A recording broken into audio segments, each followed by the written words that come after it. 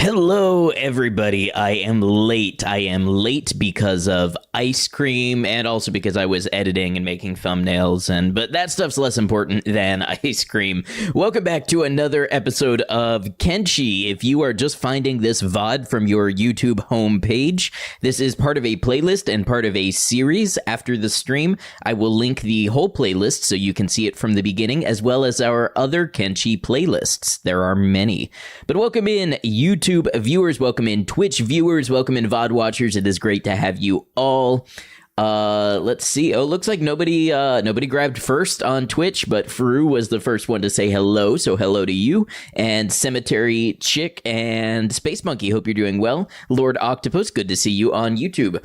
So we are doing a run of Kenshi's Weakest Soldier. What does this mean? We are a Deadhive, a Fogman drone. We are Beep, but weaker. We are Bleep. Now, we have been a little aimless throughout this run, but the thing that we have started working our way towards is turning in a lot of bounties. Turning in a lot of bounties while we train up Bleep, so I think we're going to continue that today, and maybe get into trying to get our limbs replaced.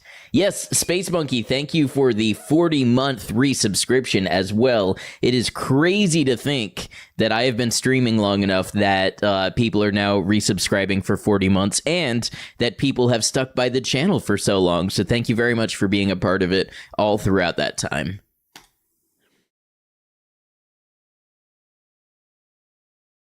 Get Kenshi up.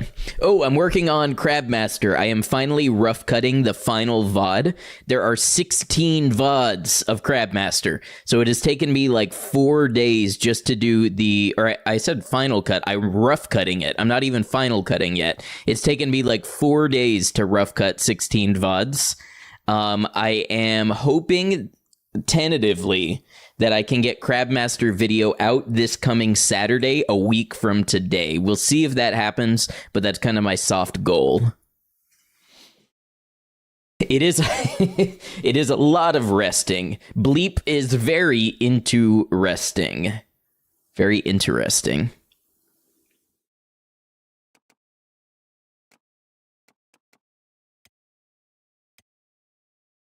Okay, so last time we had taken out Meat Lord, and I think we had just turned Meat Lord in. I was kind of reflecting on some things, and I realized if we want to train encumbered martial arts, a good way to do it might be by fighting animals, because animals don't dodge or block, and that's always the issue when you lower your martial arts skill and you try to fight an enemy, is them dodging because your skill is lower. So if we were to, for instance, fight skimmers or even crabs, that might raise a little faster for us.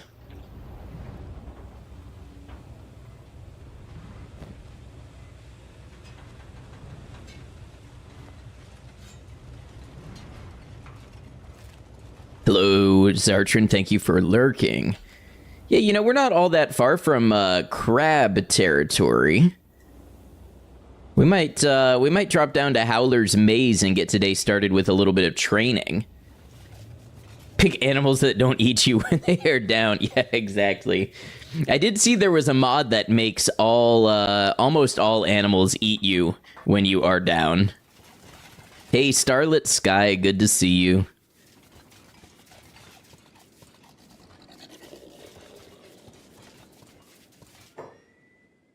And even better, we'll pick up a body while we do it. That'll increase our encumbrance and our strength XP.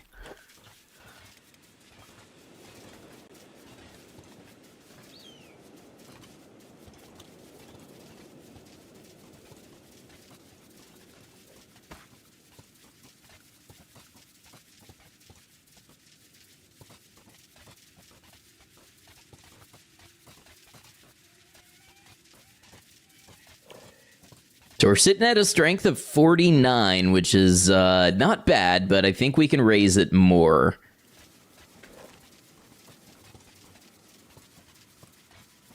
Wait, do we have food? Yeah, we've got some food in here. Did someone say food? They heard me. They heard me talking about food.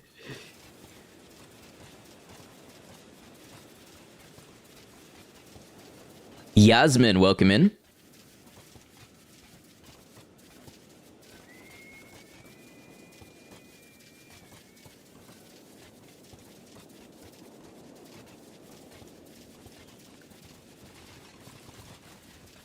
Thought they were attacking me. I was like, what did I do wrong?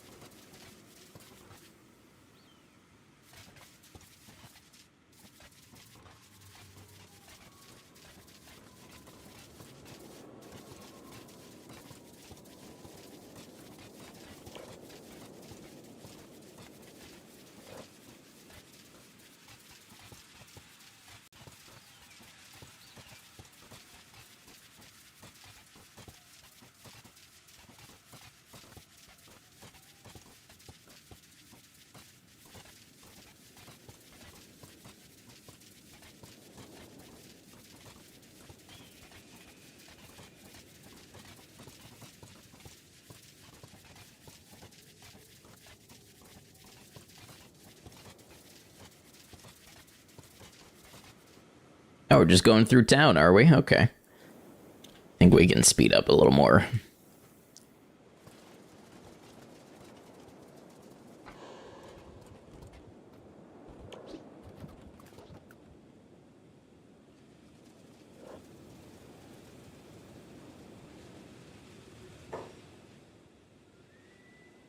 The Hungry Bandit is still chasing us. Alright, so we're gonna go fight some crabs. How we've come full circle from Crab Master.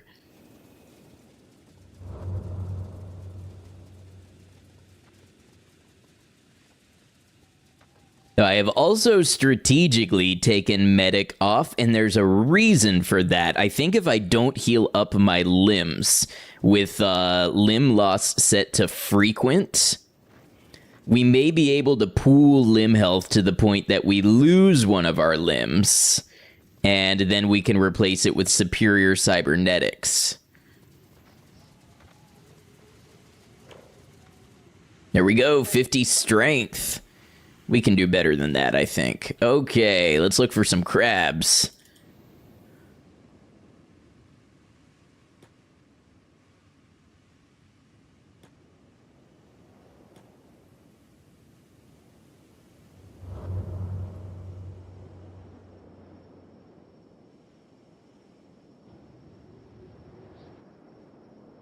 The Gerard fan, welcome in.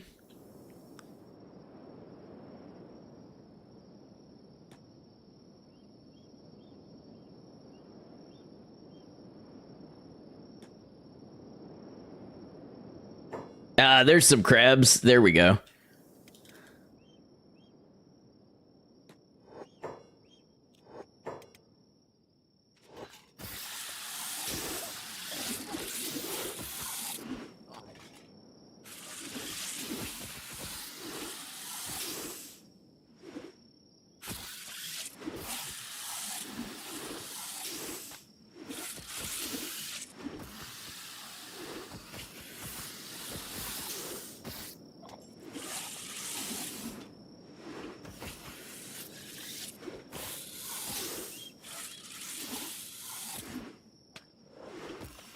It's strength training at a decent pace, but really not as fast as it could be.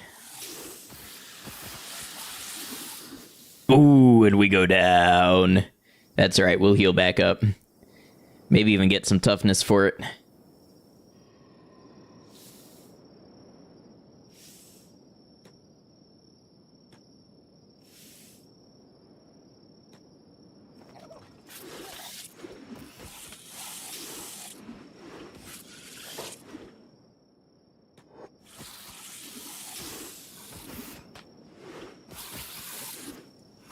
Oh, we've gained a ton of martial arts. We've gained like 5 levels already. 43 to... yeah, just went up to 49.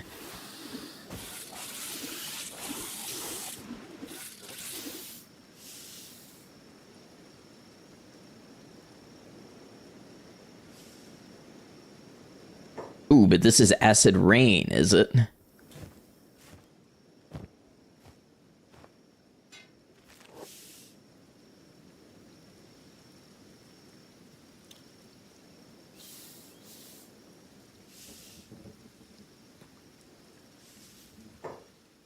All right, let's go rest up.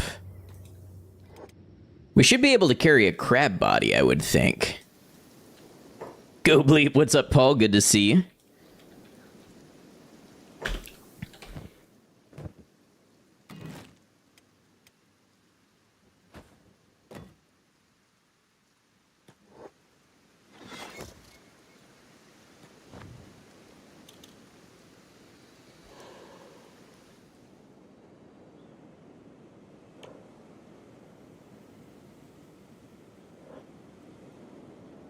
So basically, if we were any other character, this would be training us up even faster.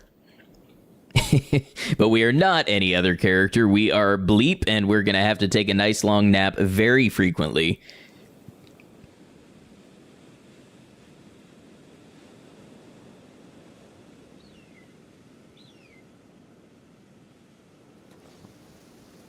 Really is coming along? Yeah. It's the whole... You know, training up a character, the whole power growth arc is really good in this game.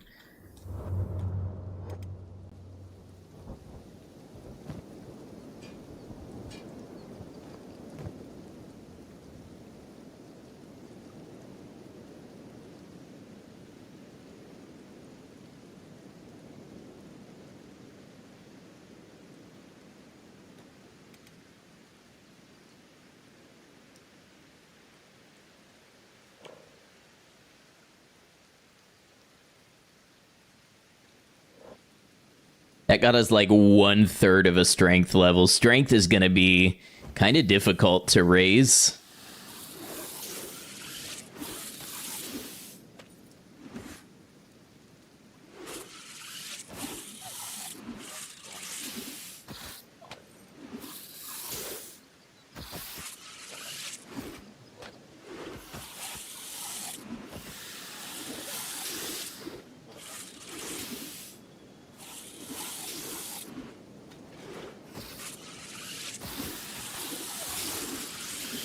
Martial arts is coming along.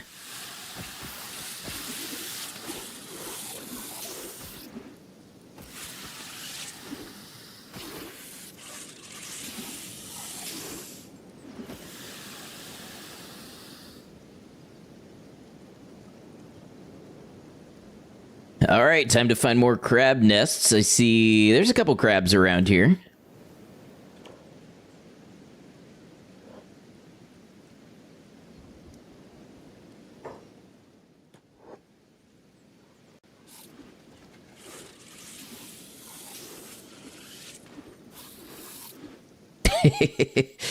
We did so poorly that time.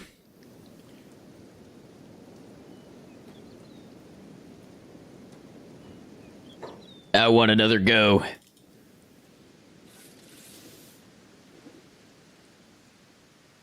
Surely one more time does it.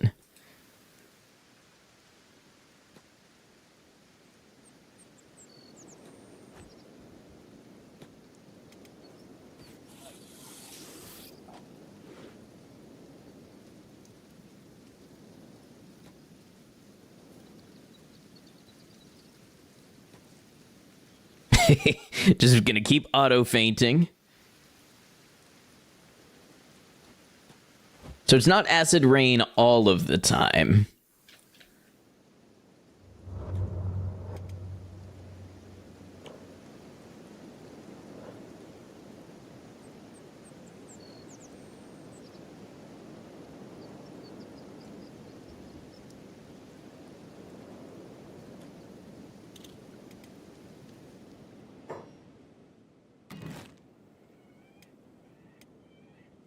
Naps are good for you, I agree.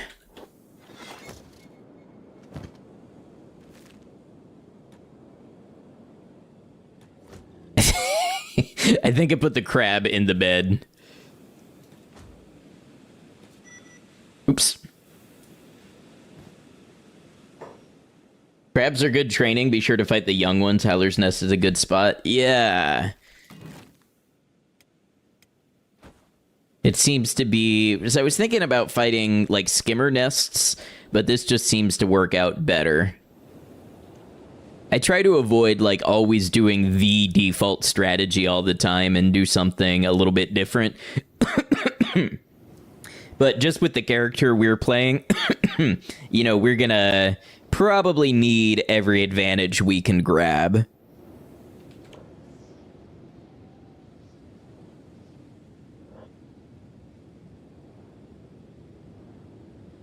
And I like how so many of these skills go hand in hand. You've got strength going up, you've got dexterity going up.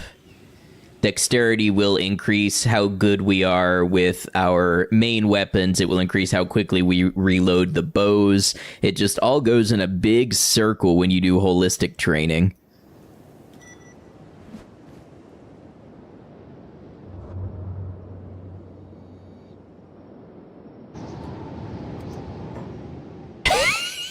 Do you think it's a little windy here?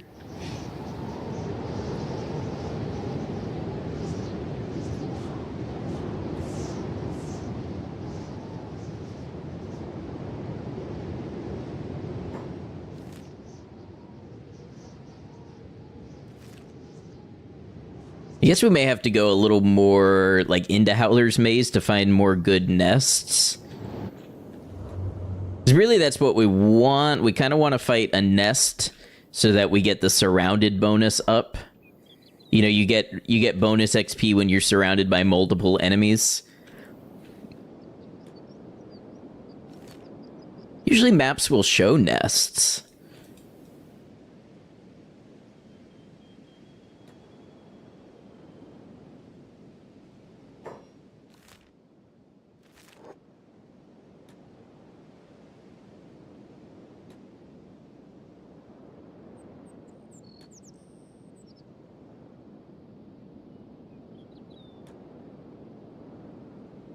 They're bright orange, so they shouldn't be too hard to spot from the sky.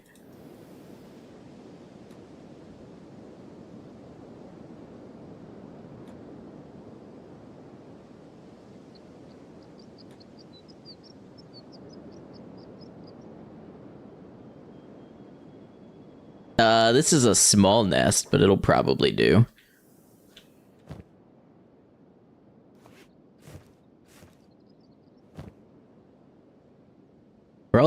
We don't have a super encumbered inventory.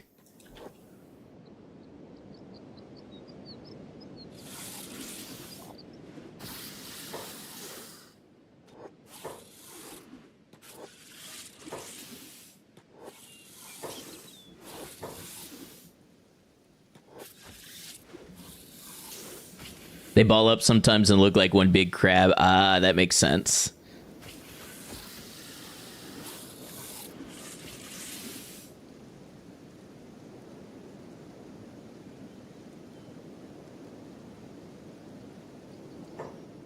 Alright, I'm actually not going to heal up there because that is a little progress towards losing our limbs. But, oh, okay. So when you do robotics, they always heal organic health as well. That was something that I didn't know, which I learned today.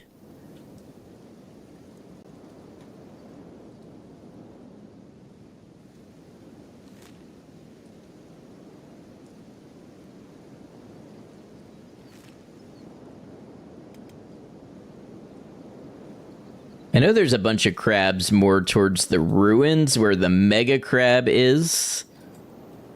And this is acid rain. See, the thing is, the samurai armor is lowering our martial arts skill, which is making us gain more skill. But it also doesn't have good acid protection. Whereas the dust coat would, but it's going to enhance our martial arts skills, so the skill gain will be slower.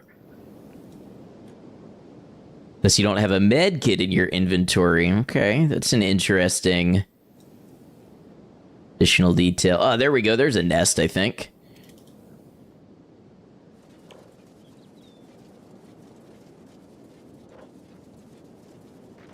All my time playing Kenshi, which armor do I think is the best? For a solo character one-on-one, I think it's something like Masterwork Assassin Rags and Samurai Cloth Pants or Dust Coat, maybe. The slightly lighter but still pretty protective armors are really, really good. If you need to fight swarms of enemies, then it's going to be something like Samurai armor.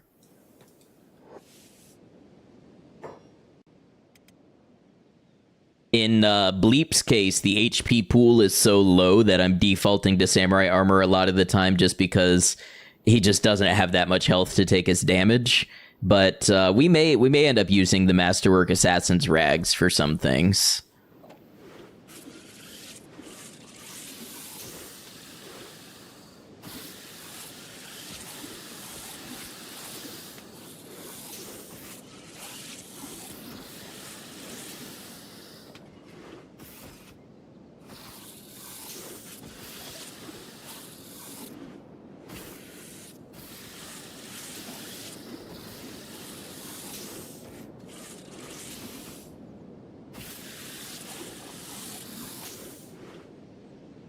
Boom, and we go unconscious. We got that dexterity up to 70, though. It's pretty nice.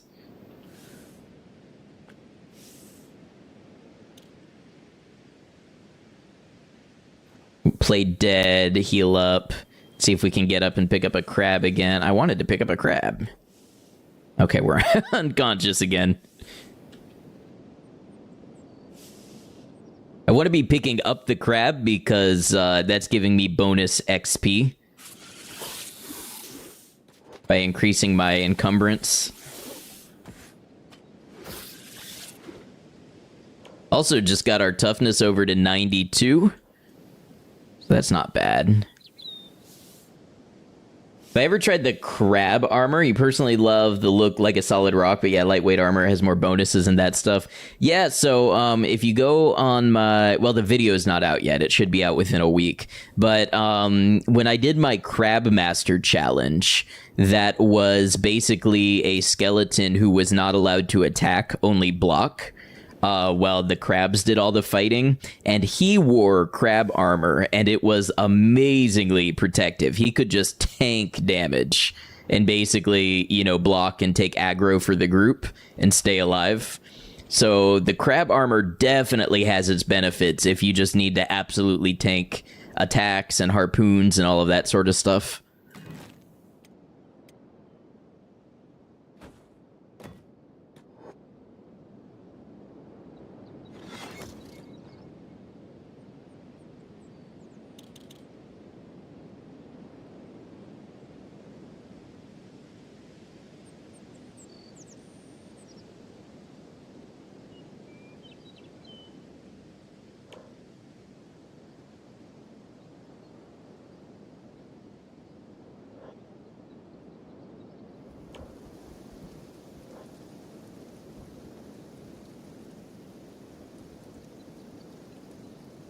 Yeah, like Lord Octopus said, this run is a lot of sleeping.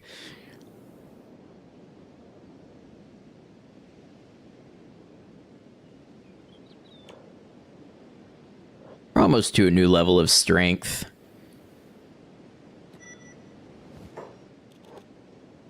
Alright. Crab nest was over here. Let's see if there's a crab we can go pick up.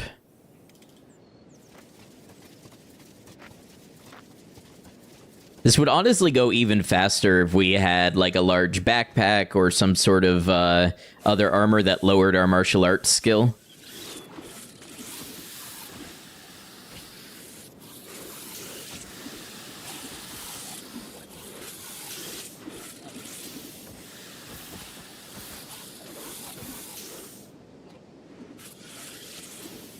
Should have some sleeping music to play each time Bleep has to rest.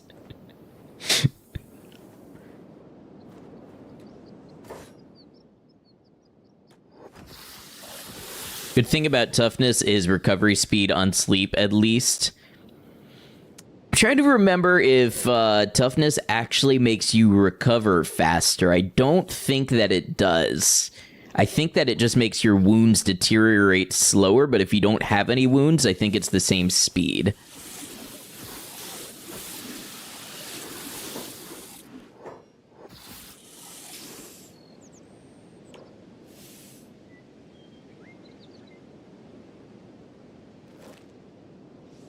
Slow going, huh?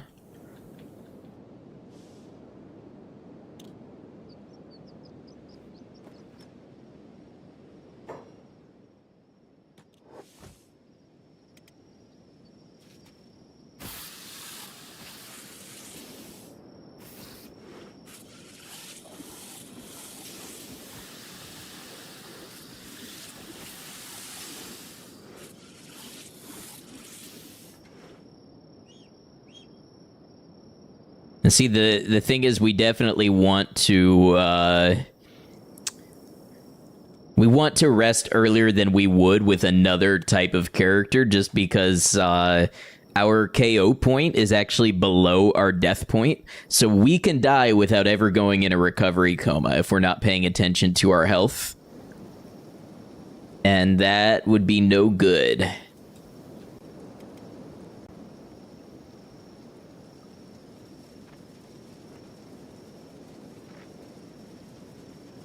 Pervicious, welcome in. I think it recovers based on a percentage of your max HP, which is why Bleep needs his full 8 hours. Yeah, so I think a full health bar recovers the same speed, whether it is 50 or 200. Which is basically what you're saying. But each individual unit of health is going to be lower for Bleep because it is a percent of the max health bar.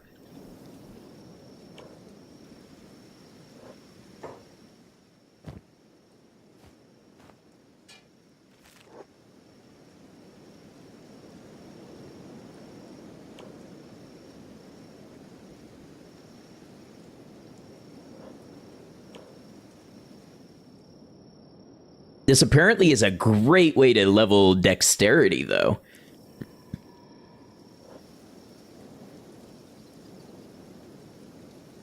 I wonder if martial arts is better for that, or if the polearm would be.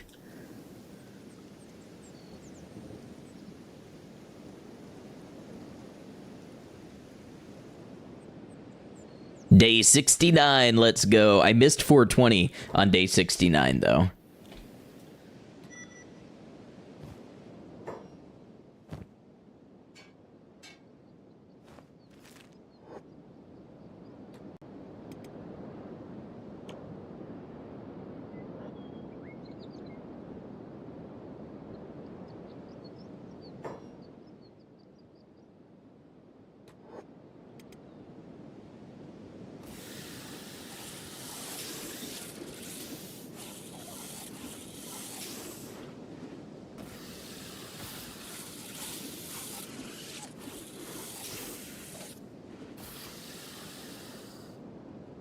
Crab nest has been wiped out. Let's see if we can find another. I think it is the armor that's lowering your dex that is helping. I don't think dexterity gains from stronger opponent logic. Now, Bleep does have a 1.2 times dex multiplier. I think that may be helping. But I don't think lowering your dexterity helps train it more like attack does. Time to continue catching up to blind playthrough. Enjoy. Thank you for saying hello.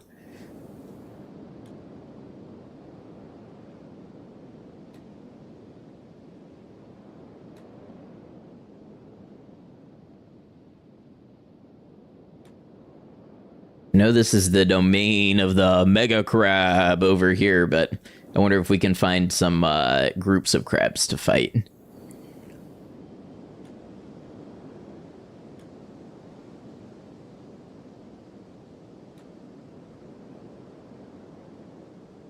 Hey, what's up, Henry? Good to see you.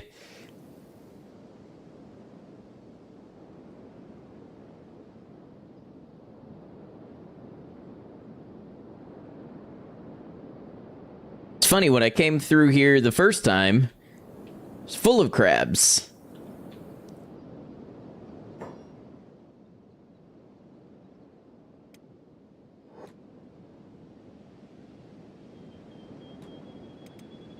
Trying to remember if this building is full of crabs. One of them is.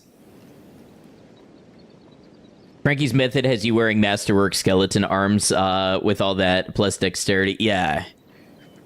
Yeah, so I think actually raising dexterity will make you gain dexterity faster, because I think dexterity is purely a function of how many hits you get in and the cutting damage and the non-encumbrance. So cutting damage for the type of weapon that you are using, or non-encumbrance if you're in martial arts. And then, of course, if you're hitting multiple enemies at once, you're getting multiple XP procs.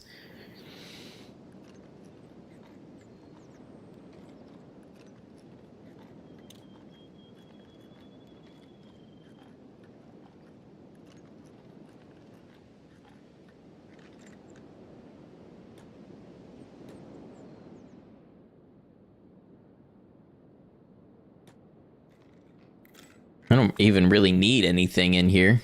Take these books. Hit Dex 100 almost the same time as Martial Arts 100 with that method.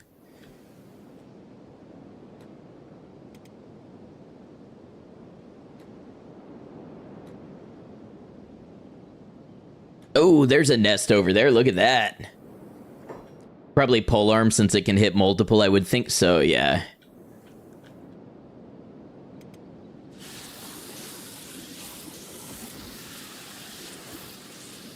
The thing is, I learn a ton from Frankie. I don't always copy his methods to the T, because then I would probably do the same tactic every single playthrough. And for the sake of storytelling and everything, I like to do stuff a little bit different.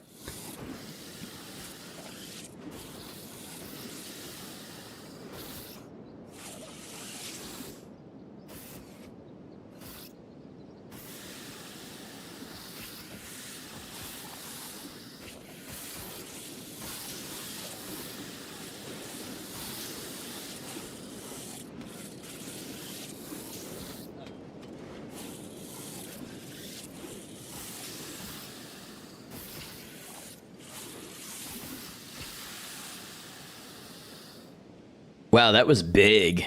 We got, let's see, 72 dexterity. We got up to 59 martial arts.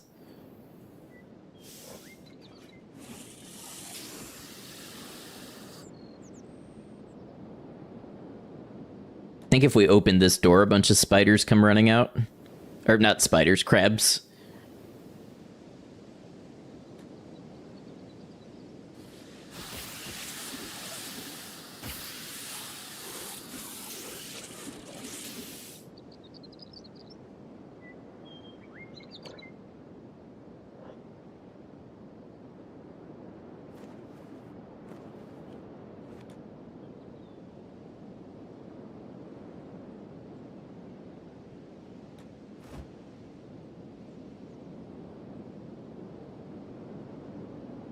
Kitty, good to see you. Hope you're well. I'd be blessed with another nest. We might fight the Mega Crab before training with the polearm, because it's got pretty decent stats and should let me get some hits in pretty easily.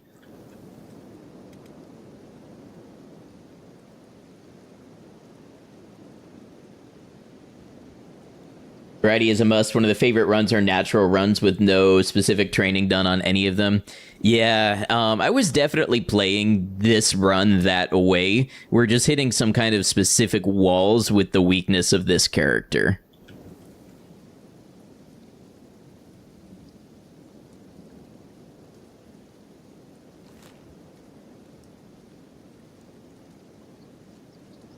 Go this way and see if we find a nest.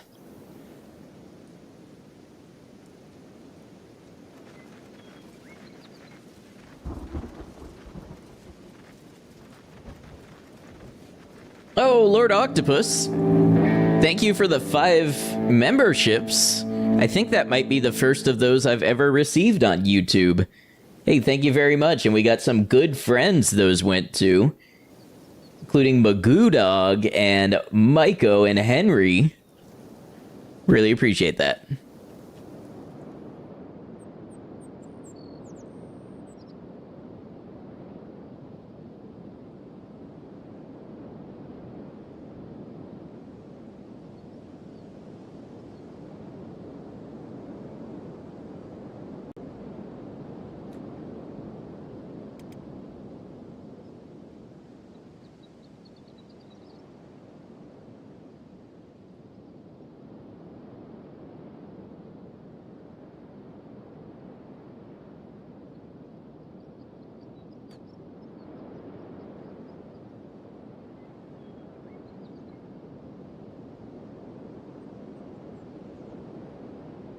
whole ruin over there. If I remember, crabs tend to nest up in there.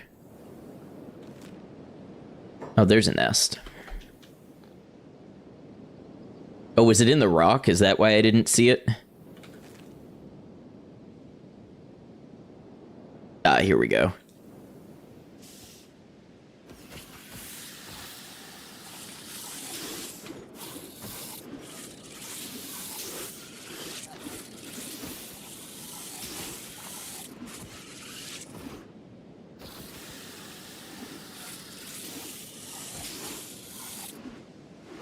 I do think it randomly selects people based on, like, them having been here in stream.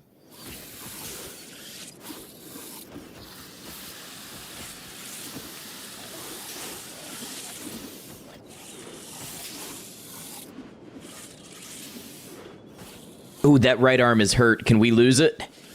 Hit my right arm. Hit my right arm.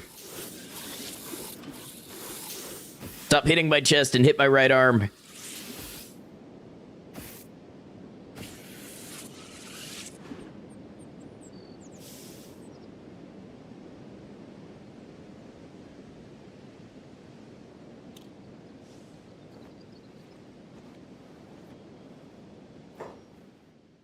Happy Valentine's Day, A. Same to you. Pick up.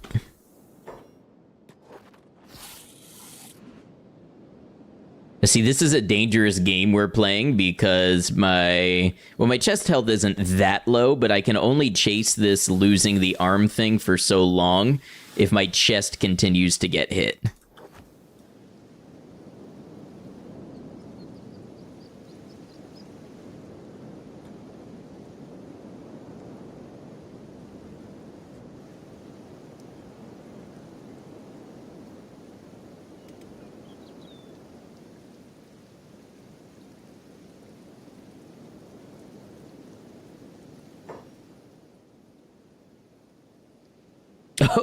Oh, I didn't realize that you yourself got one. That's funny.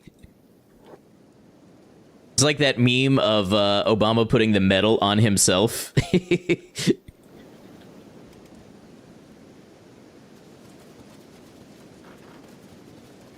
What did I do to the crabs? I made them part of our training routine. Put this on until we can get out of the...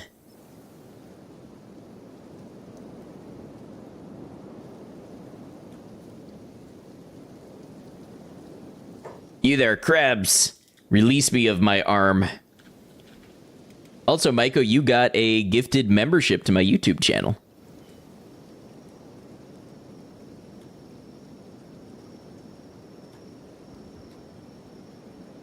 Okay, sadly, this was not to be the time that we lost the arm. You know what I might do, though?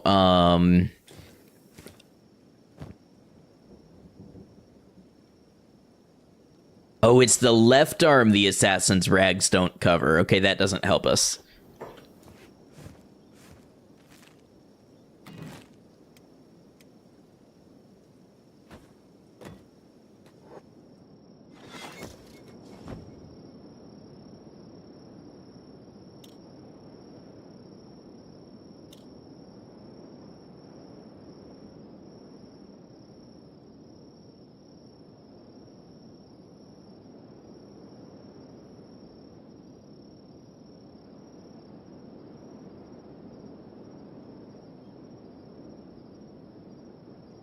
I might take this polearm and go fight the mega crab.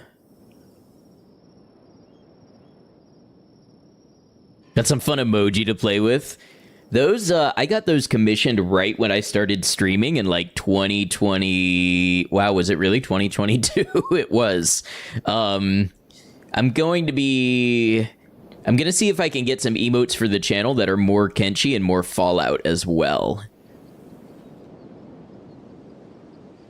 Maiko has one kind of in progress for me already, and I want to see about adding like some beak thing ones.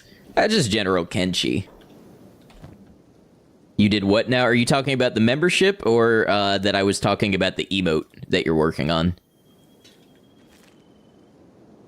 YouTube does not seem to agree about your membership status. I thought I saw you get a membership. Maybe I was wrong.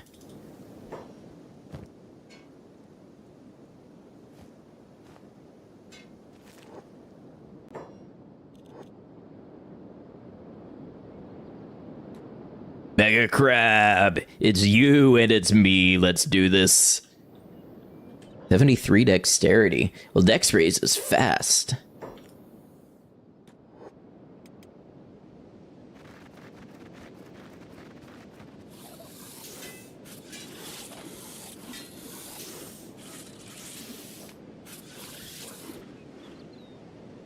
Okay, we're actually gonna need to be very careful about how we get back up from this. Should have been wearing the Masterwork Samurai armor. Actually, just pulling up the emote to work on it more. Good thing you're not on a deadline. Yeah, absolutely. Meaning absolutely you're not on a deadline, not absolutely good thing.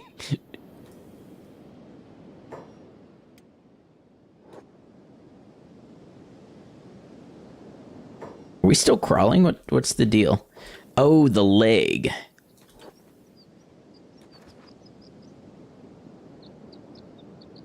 Good news is, I think if I put on the samurai armor, that could be a good way to lose the leg, at least.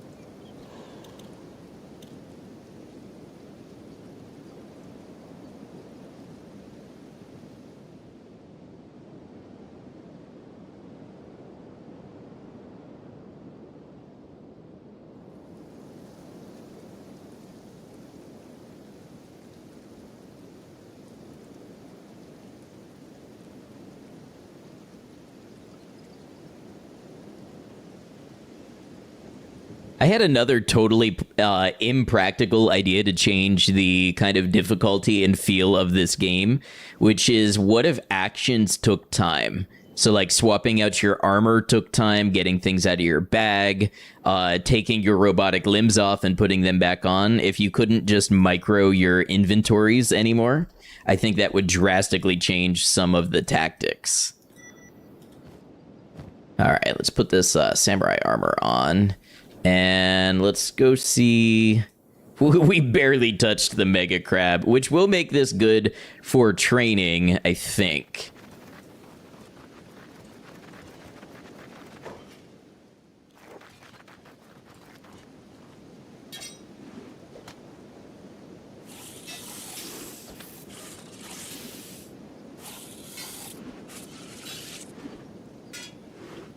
Need to get me playing D&D and Pathfinder. I'd love the crunchy mechanics most people ignore. Come on, Crab, take the arm off. Ooh.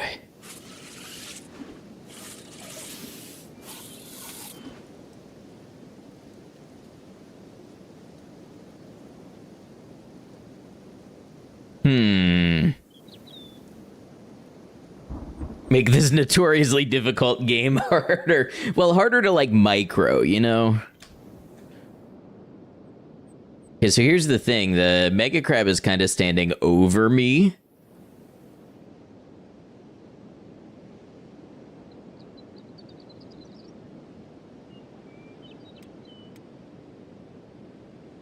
Now, if I just lay here long enough, I think my arm will just fall off of its own accord.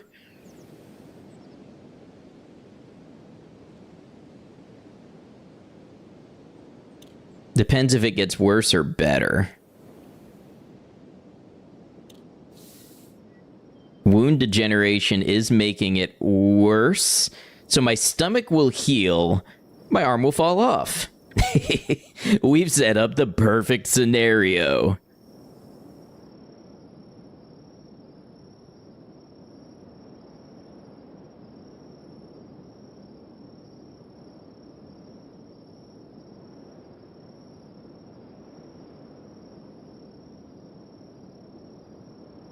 I'm interested in how you always get hit in the stomach. That should be rare. I know, and especially since I've got samurai armor, I've got a hive chain shirt, and I've got the samurai cloth pants also protect the stomach. So it should be like my most protected area of my body. But guess what? Hey, Peter Schwartz, welcome in. How you doing?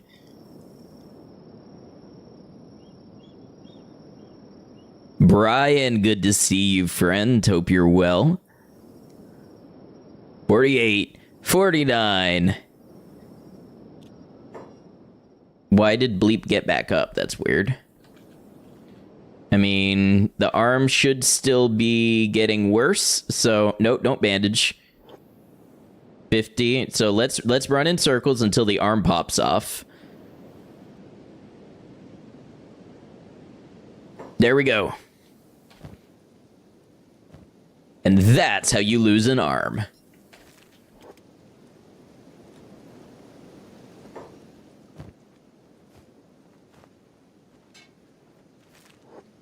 Now, if the same type of strike can happen for the legs, we'll be in it good.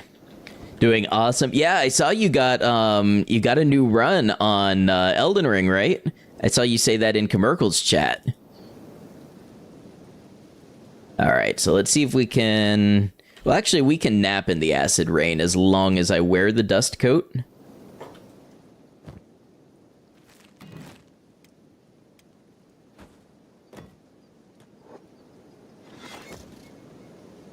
One more leg to go.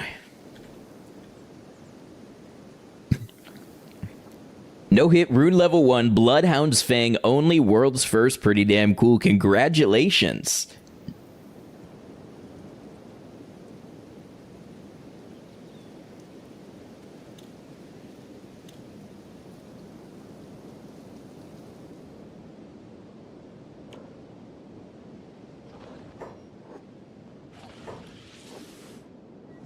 I like how they run over and just kind of peck at me and then leave. And once again, I got hit in the stomach some more. Hey, thank you for shouting out, Brian.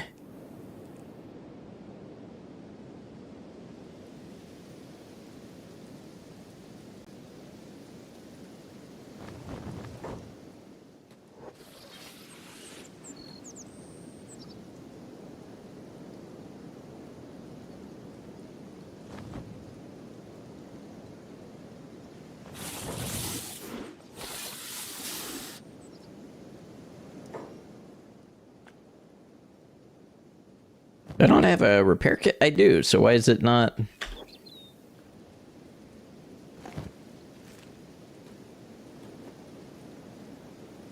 Okay.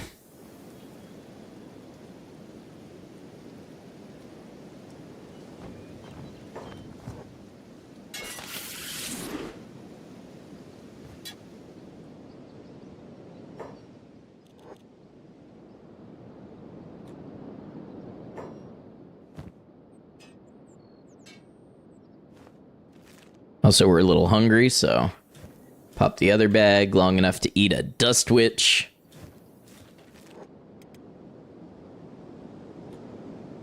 So our strength is acting like 76 right now with both lifter arms, which should be like incredible damage for martial arts. That's a large crab.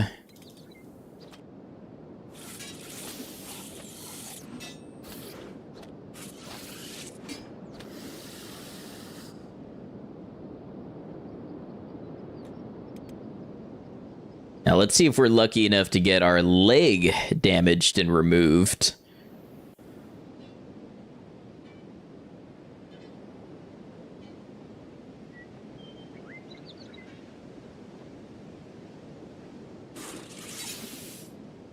Come on, Bleep, get some hits in.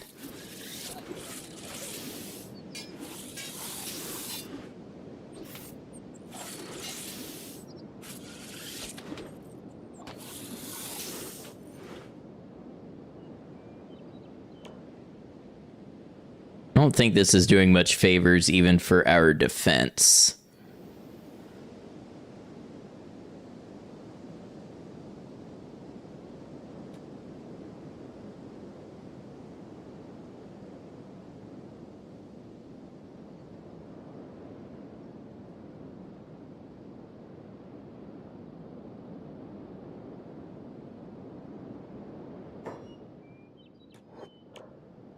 Dexterity is up to 73. How much do we gain?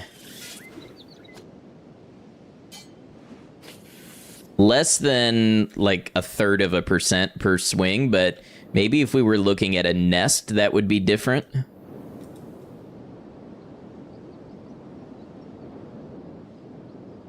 We have nests on the map? I don't think so.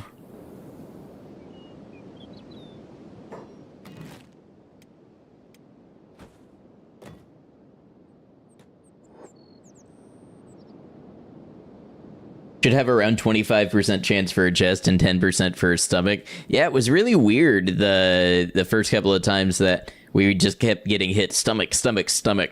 Now, what happens, according to Frankie, is you get hit in one body part that doubles your chance to get hit in the same body part again. So if you are hit in the stomach once, then it's more likely to get hit again, and then you get hit in the stomach again, and then that chance increases even more.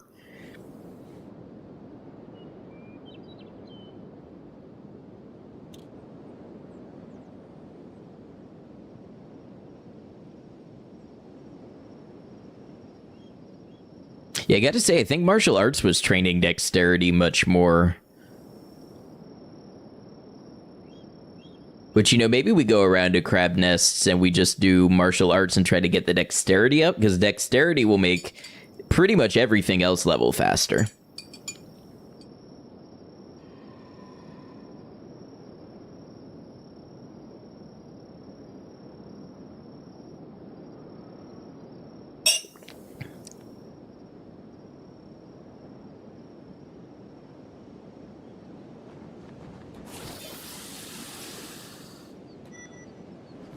Let's say theoretically, I'd take the polearm off, we put on the dust coat.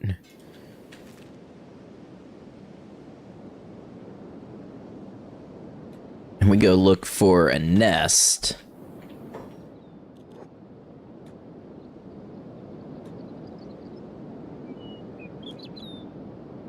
Wait, that's a nest right there.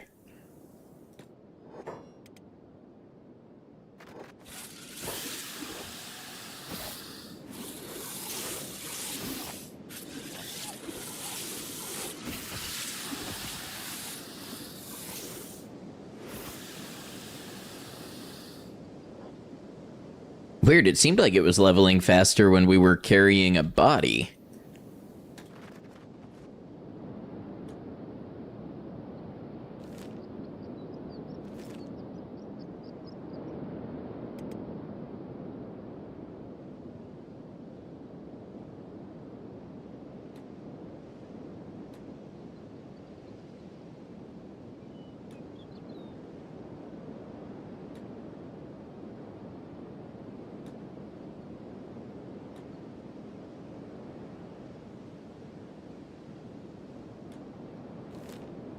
Oh, there's one. I mean, if it's gonna be the same speed, we probably might as well do the polearm.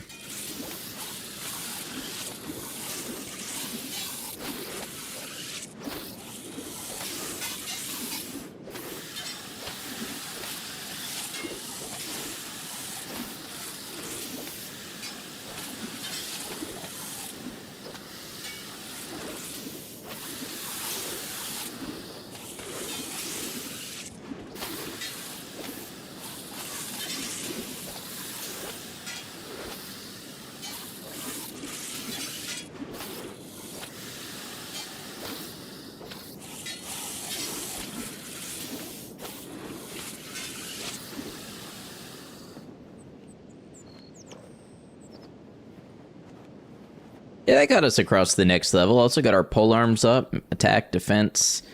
It is gonna slow down a little bit. This is why you see people get the large backpack and fill it with, you know, barrels of water and all the other stuff, is to maintain the disadvantages so that your stats can grow more from the stronger opponent logic.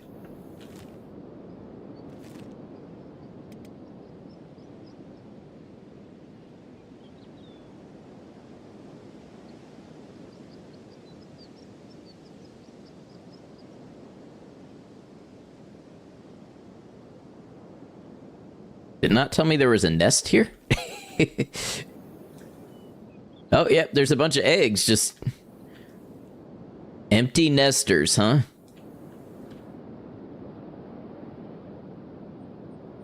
Well, all right, it's time for our first ad break on Twitch, and it's also time for me to get a quick restroom break, so I'll be back in just a moment. These ads are going to play while I'm away. That way, if you're not subscribed on Twitch, you're not missing anything. And I'll run some ads over on YouTube, too, and some clips of the channel will play.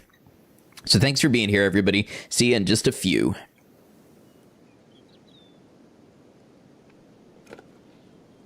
Did my daddy give you a hard time? That's your father? No, Used to be. just her daddy. I'm sorry, but he's a... Take this and hold on to it. I'll be back for it later. Now's a bad time. He'll be back for it later. Okay, he won't be back later. Would you leave me alone? Is this allowed on Twitch?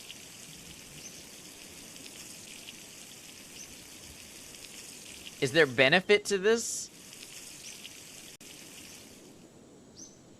Oh, I'm all drained. Oh, and yeah, that's poop. That is poop.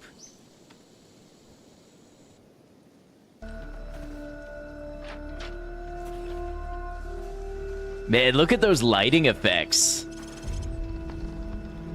But where's my ray tracing? It's literally unplayable. Go away or I'll call the police. Shinji, what the fuck are the police gonna do about that? You see the meat nightmare hallway outside.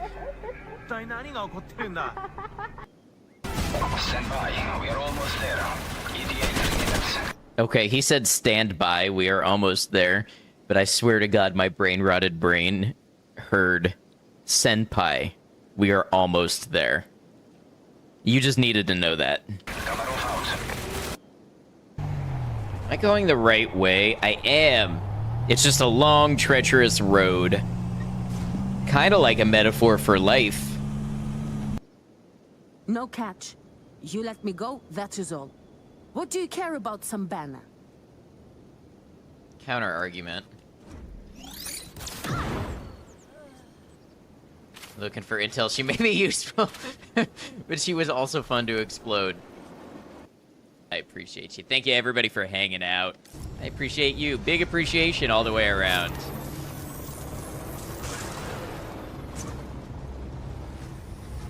Oh, no. All right, thanks for hanging out. We'll get back to training. We might take on a bounty soon. We've made pretty significant strides. And I think if we go fight the Grand Wizard, we also get a Masterwork KLR arm, which could be, you know, just something else we keep in the bag in case we need a little more dexterity than strength.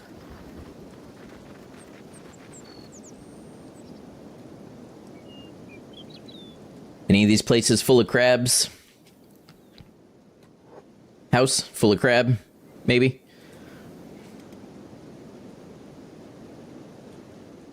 Yep.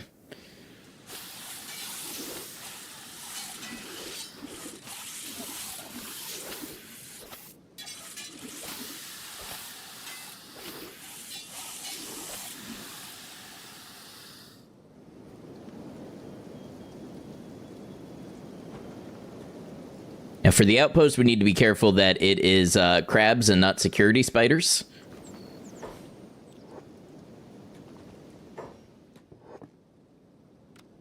Or maybe it's nothing.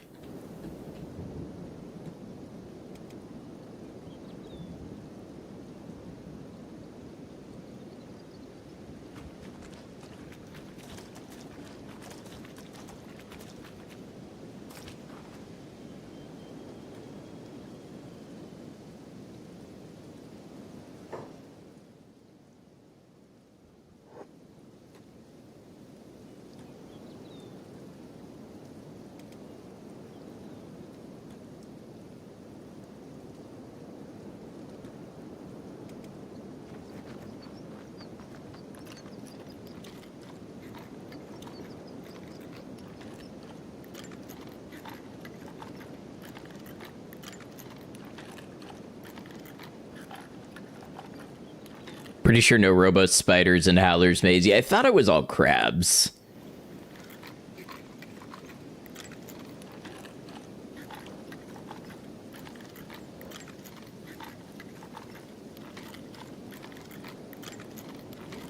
We're suffering the effects of robotic limbs now with our lockpicking being nerfed pretty badly. Well, 47 down to 37 is not terrible, but it would be notable if we were trying to escape, you know, for the purposes of survival.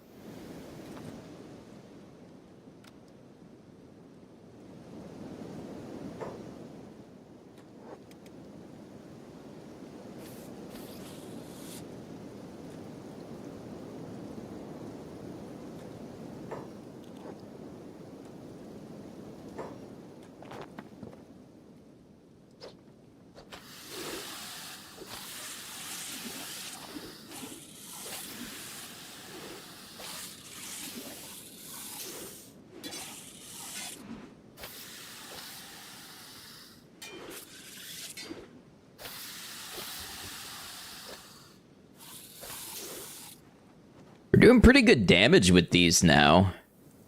Or with this Mato polearm, I mean.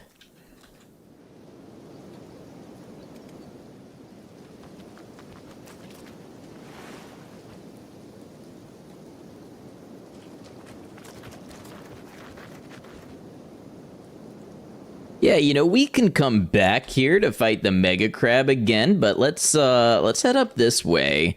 We're gonna do some cross-map travel. We're gonna do it carrying this crab, which should help slowly raise our strength. It's gonna be real slow now that we've got the lifter arm, so our encumbrance is low. But, you know, this might get us half a level of strength or so while we travel across the map. It'll give us some time to heal up also while we go to make our way towards Dead Cat.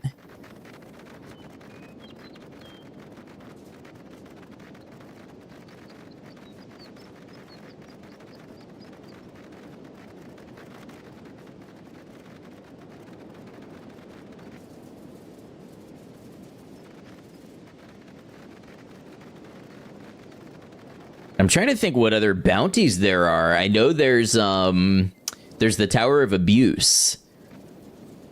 That could be another decent one for training up skills.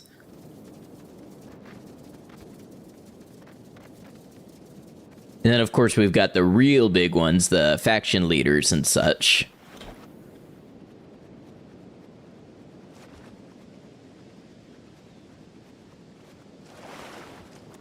Oh, you know what? We are pretty close. No, we'll do the Preacher Cult when we go to the Tower of Abuse. That'll probably be a real quick one.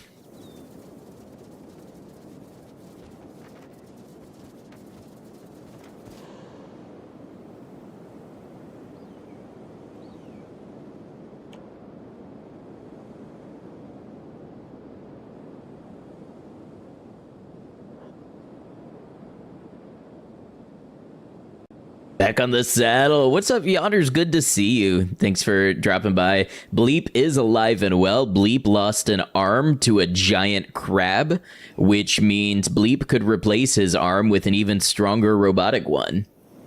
So, you know, all's good in the neighborhood.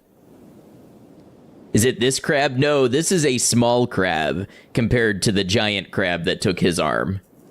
This is just a regular run-of-the-mill crab. We're just carrying the crab for strength training right now. Because naturally, if you need to run all the way across the map, you should carry a body with you because you get extra strength XP and it turns into passive training. How's Zomboid going? We want to go this way towards Dead Cat.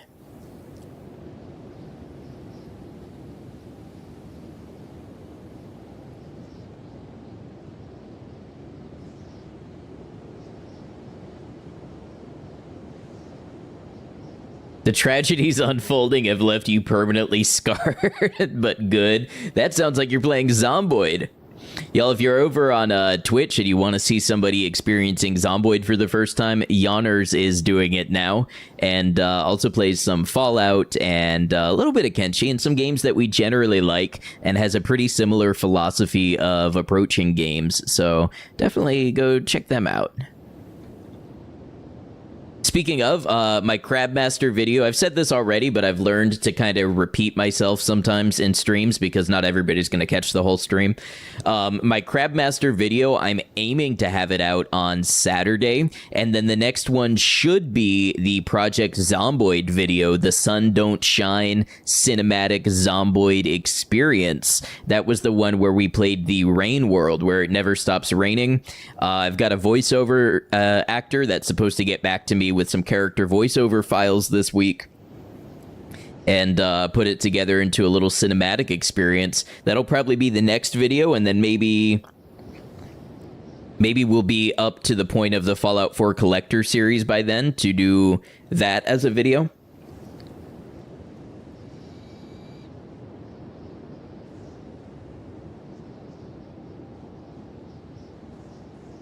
Check it out when it comes out. Sounds exciting. Thank you.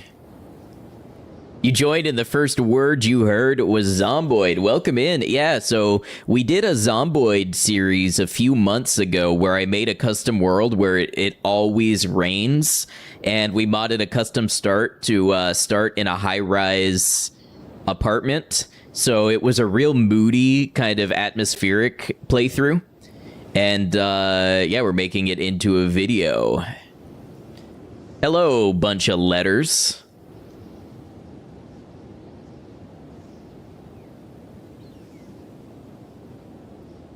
What, you got a problem with what's going on here? We're just carrying a dead crab for strength training, as one does.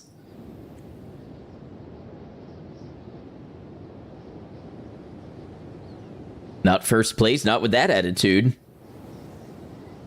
Still waiting on that in time for the holidays Zomboid update. It's like 3 months later, but that's Indie Stone for you. So I've got a Zomboid playthrough that I was kind of hoping to do this month, but it might be a little bit late. There's this wonderful video online that I love. And it's about a newscaster talking about February and how February is just a horrible, terrible month that reminds you of mortality and sucks the energy out of everything.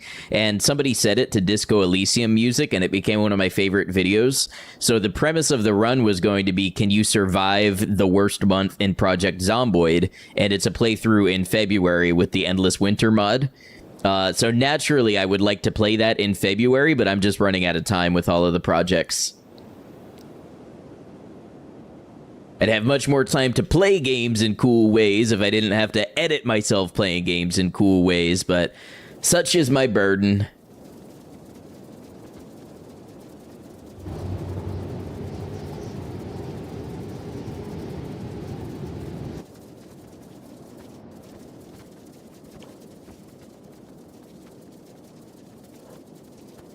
We got like 20% strength XP for going all the way across the map.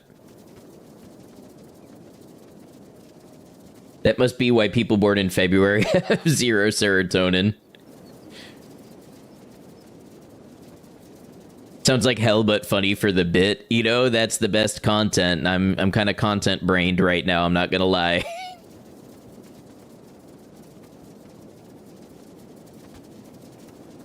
Editing something I enjoy as a hobby, or is it more so a means to an end for me? No, it can be very tedious. If I had the money to hire an editor and the ability to put the important things about the video into the brain of the editor and have them create my content, I would stream, I would do voiceover, I would do the writing, I would do the music and maybe the transitions, and I would have somebody else do all the other editing. Simply because those are the things that I enjoy being creative with, and all of the other editing is just time that I could be streaming and producing more stuff. But right now, where I am, I'm immensely grateful to have had the support and success that I've had on YouTube. That, you know, I can't really complain about editing being something that I have to do.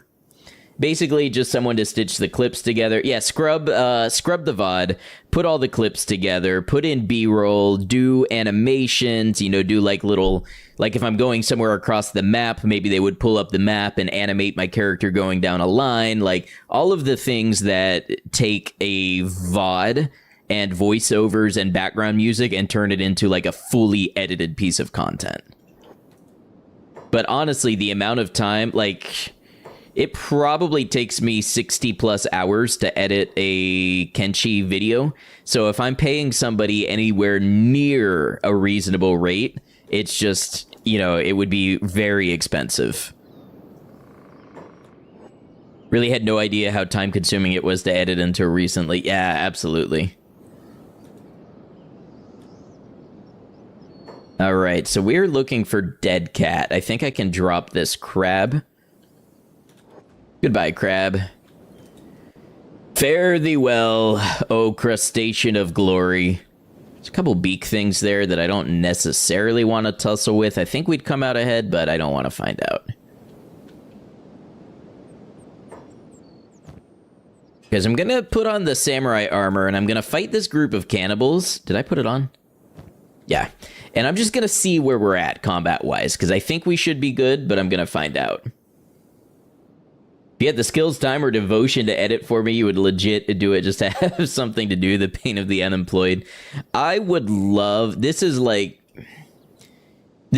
high thinking, like, if I could have my content do something for me, I would love to be in a place where it makes money, not only where it could be my primary focus, but where I could support at a reasonable, like, decent wage editors and freelance musicians and freelance animators and stuff to just like make the content amazing and pay people for their skill and their focus. Thumbnail designers, you know, just like fully packaged piece of content and pay people what they're worth to help me on it. But there's also something in learning to do a lot of that stuff for yourself. Like my thumbnails, I think, are way better than when I started. A lot of editors are willing to take a percentage of income from earnings from videos, and their whole entire thing is editing as fast as possible. Yeah, you know, if I can continue to grow a YouTube channel, maybe that's a possibility. I don't think I'm at the point right now where somebody would take me on for spec to do that, but... The man wants his own studio, but when you call it a studio, it feels like too formal and corporate. I want to pay a bunch of artists to do what they do well in the pursuit of making cool YouTube videos.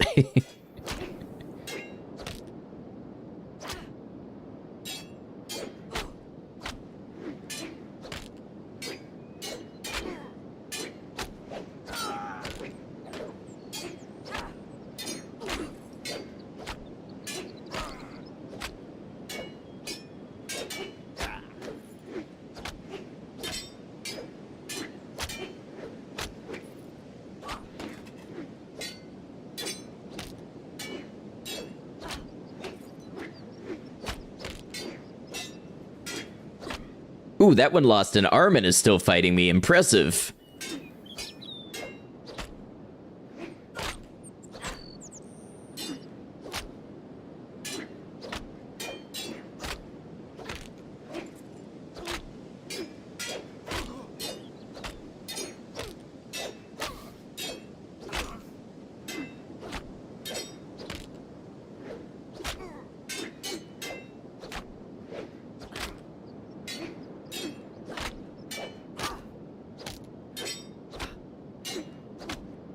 Be so real, be willing to learn. I think if you wanted the help from a person with zero experience, does that count as self-promo? No, it's not self-promo. I would say...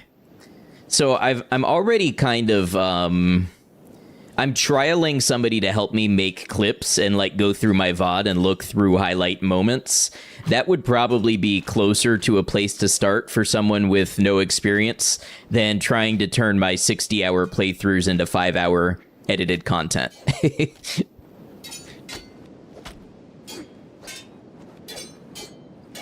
Because it all adds up, you know, the clips, the internet posts, the highlights, all of it.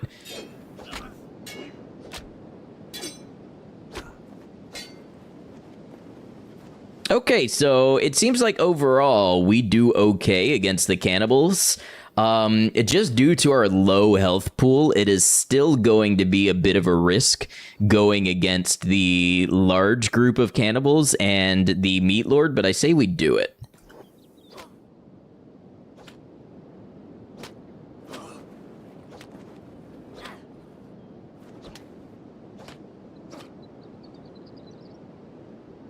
All right, let's see. Probably don't need to go that far to put down a bed. Remember, it isn't cowardly to strategically run away if you need. That's true. We also should be focusing on our crossbow skills at some point. It's wizard time after a nap.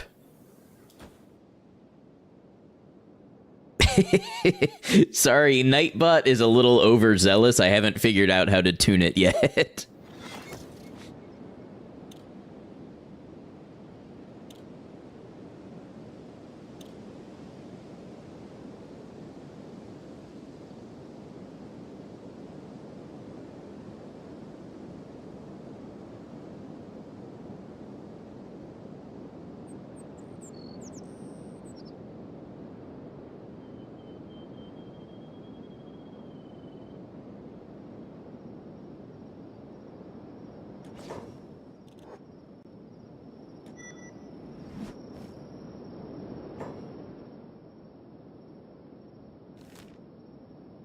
I don't think this is the village. I think it's further this way.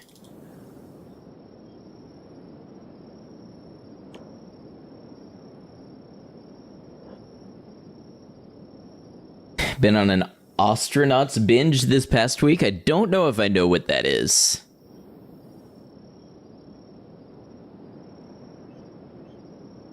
Must not like the multiple E's.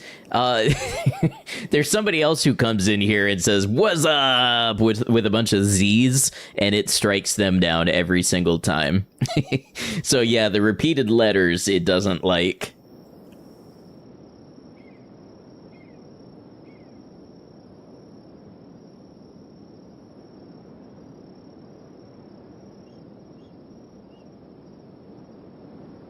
Dead cat, here we go.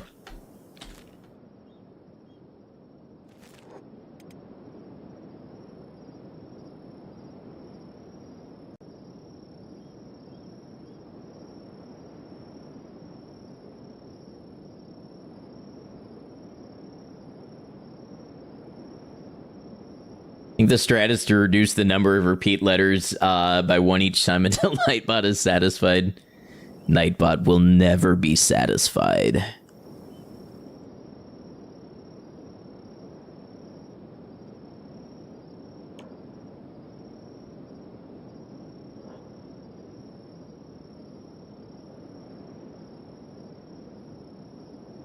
A simple way to control Nightbot, just make it day so that it goes to sleep.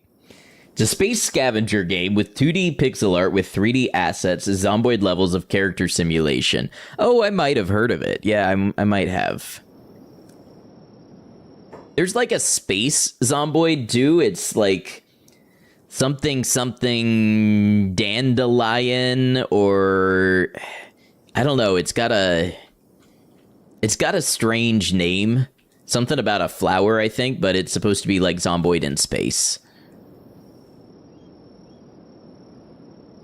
It is wizard time, my good people.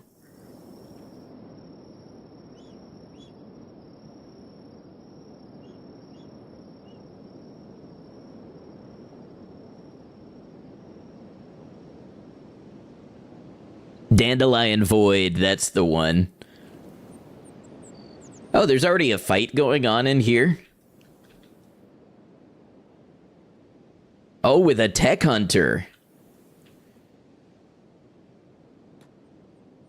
I think between us we clean up.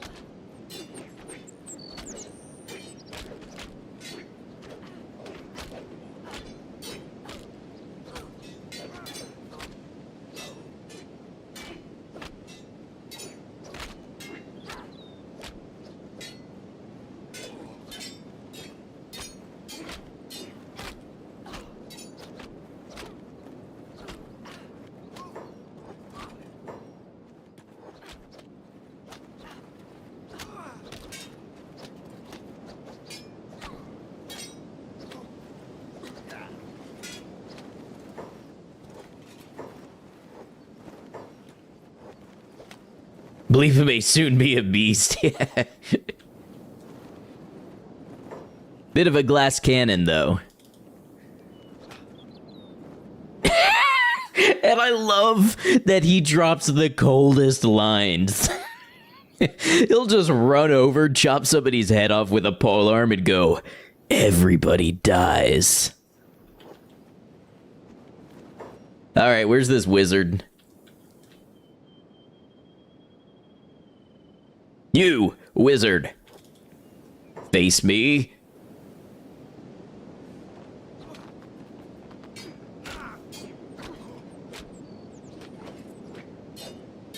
We need one of those for a thumbnail. I should have got a screen grab of it.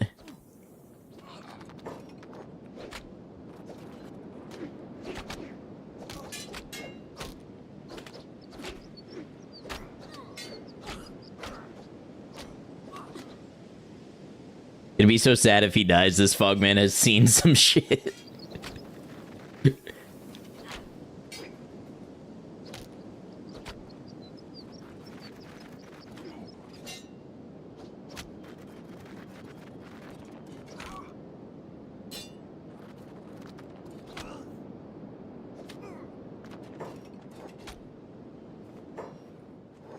Did he just solo the wizard? Oh, yeah. Yeah, easy day.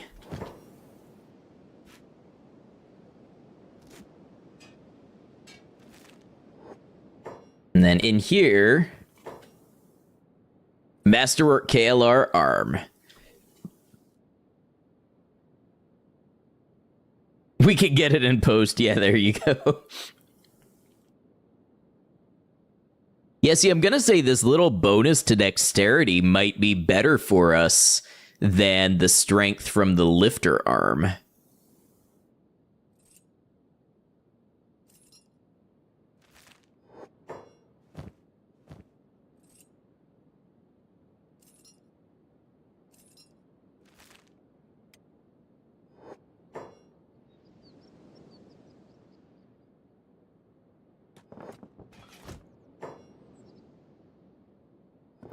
Anything else in here we really wanted?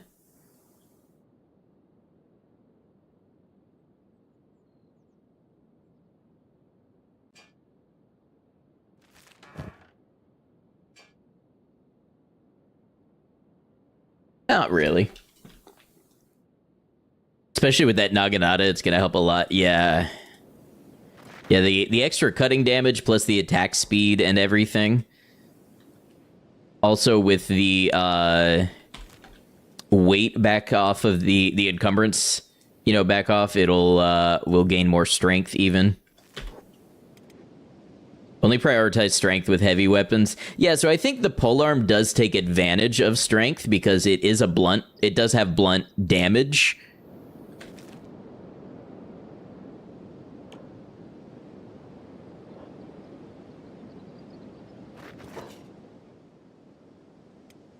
Okay, Bleep, you can do this.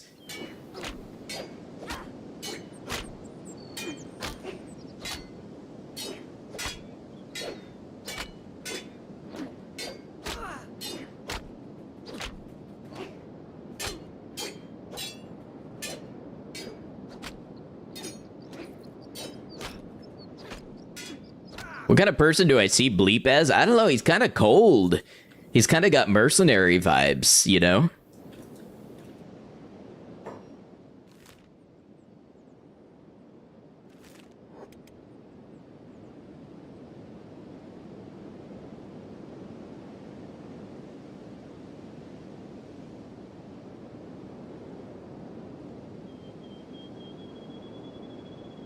What are his moral and ethical boundaries? Does he support slavery, waffles, or pancakes? I kind of think he's, like... Once he was weak and now he's strong, and he has no pity for those who don't rise above their station in life. But also kind of not, like, actively malicious, but just does whatever benefits him. Oh, Bleep is hungry, even, because, my food's in my other bag. Why are we going this way? For what purpose?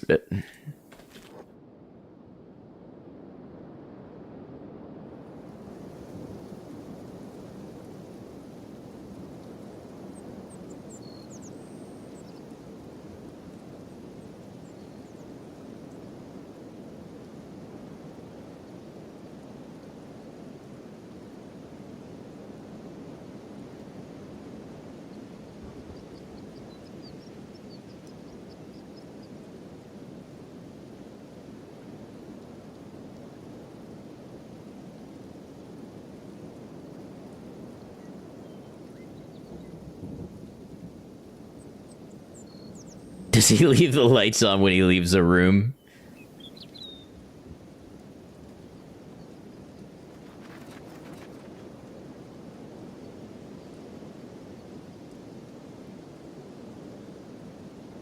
I don't really know if we gained even a single level of anything by doing that, but... c'est la vie. C'est la Kenshi.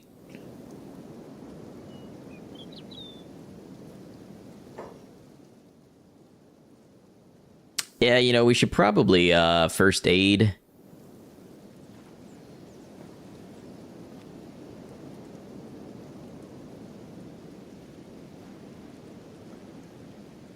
That's fine. You don't need your arms. We just need you not to die.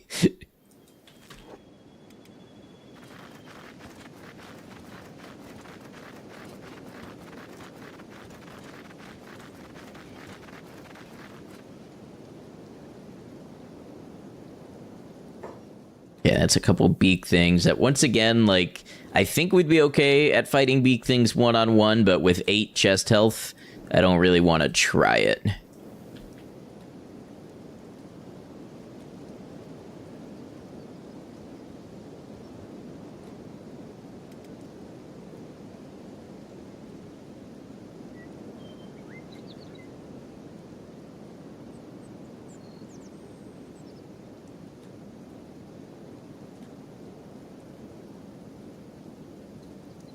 Never gave me an answer for his disc-shaped breakfast of choice. He knows only the food disc.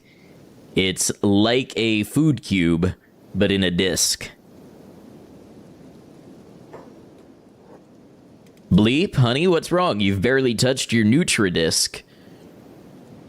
Speaking of, I saw an article title earlier that was like, millennials and Gen Z will most likely never buy a house, but it turns out they're splurging on rotisserie chickens and juices.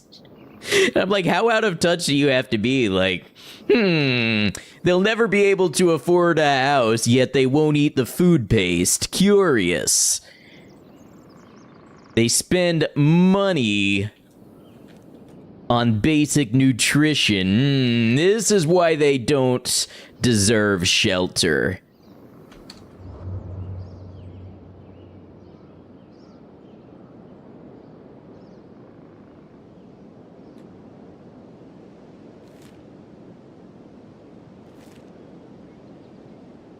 You want to know the other dystopian thing I saw recently? I saw that you can now lease gaming PCs, and pretty soon you will be able to lease a PS5.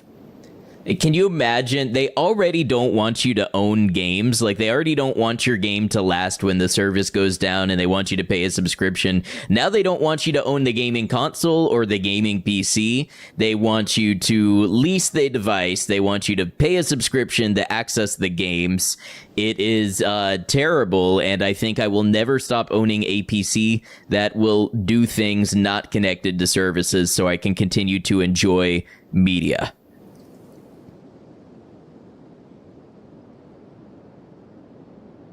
Not gonna lie, I do spend $12 on smoothies, though.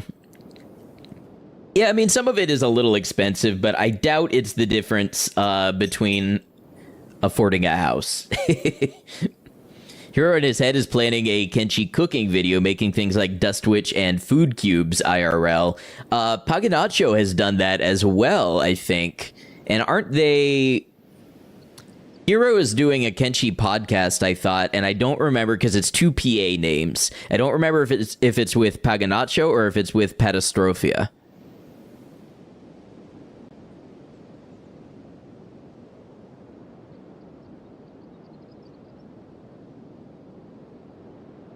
Waffles are square. You could have a square disc, like a floppy disk. So the consoles you lease come with no games, no internet, no online play, and no controllers. That is all separate, yes.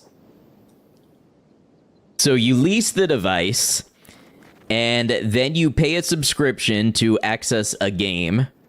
like a library of games. And then if you want to enjoy those games online, you pay a subscription for access to the online multiplayer. One of your goals in life is to give a bunch of open source projects some design docs so free and open software forces companies to cut the crap. Yeah. Speaking of, I don't know if anybody is like really good with Raspberry Pi or like mini labs or anything like that, but I want to set something up that I can play media on a CRT from a little computer-like device. I think I have a Pi 3, maybe, and I think I have an Intel NUC. I think either one of those could be used for it, but I want it to be, like, analog out. I don't want to use an HDMI to RCA converter, but I want to do, like, source analog. And then I just want to be able to play stuff, like, from my mini computer device on my CRT. So if anybody's got a lead on that, feel free to drop a comment or join the Discord, and we can talk about it in the Discord or whatever. But I'm going to be looking into how to do that, because I have a little 5-inch CRT in my office right now, and it would be great to just be able to queue up a bunch of stuff on it and play, like my own version of a Roku, but like local. Also, I have a NAS, so if it runs off Plex or whatever, I can do that. You will own nothing and be happy. Bish, I don't own anything and I'm not happy. Freedom from attachment will bring peace. But nobody said that freedom from attachment should be forced on you.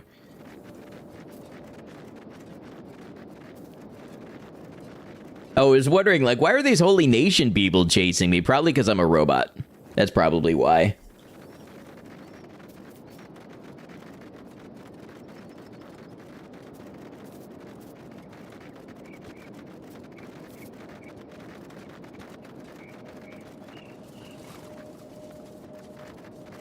They'll have an OG Pi 1B on the shelf. To be clear, I want to be able to play stuff on an Intel NUC or Pi with a CRT and no digital analog conversion. Yeah, that would be really cool if it's possible. Like if there's some type of component for the Pi. Hey, Frankie! What's up, Raiders? How's it going? How you doing? Kenshi is insane. You finally got it, huh? Y'all, I'm sure Frankie needs no introduction, whether you're on Twitch or YouTube. Frankie knows tons about the game, is a great benefit to people learning about the game, and does a different challenge or themed run almost every day of the week. Welcome in, Raiders. I'm Ed Noctum, variety streamer on Twitch and YouTube. I play Kenshi every Saturday and Sunday and upload Kenshi videos. Today we are playing Kenshi's weekest character, a Fogman drone. You had at max like a 1-second loading screen today, was showing off Kenshi, and then as you did it crashed. The game made a save for you as it crashed to go back to. I'm telling you, Kenshi is the biggest performance overhaul I have installed for Kenshi. I don't want to go back to not having it. So we're just about to turn in the Cannibal Wizard. Nobody tell Frankie I'm wearing a KLR arm right now. Shh. Also used the Shift F12 trick to teleport across the entire map, and it took a second to load it. The exact same teleport trick would take 2 to 3 minutes before. Yeah, here's your sign. If you enjoy Kenshi and stability and speed, get Kenshi.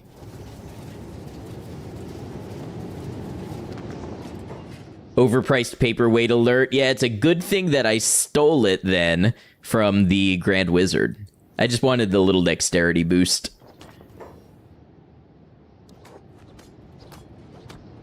All right, 40,000 cat bounty. I think the next one I want to try to turn in, it's a bit of a run, but I think I want to do the Moon Cult, and then we'll check out the Tower of Abuse.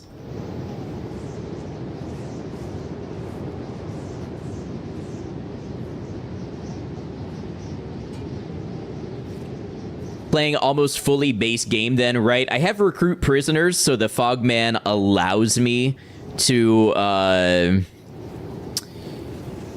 to wear shirts, and we did a rock bottom start, so I was always missing the left arm, but today we missed the right arm.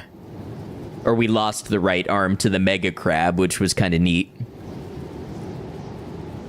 Got that arm on your Impossible Start Insane Edition Plus run. It's what made it possible. So I want to do a, like, bedrock bottom start or whatever it's called.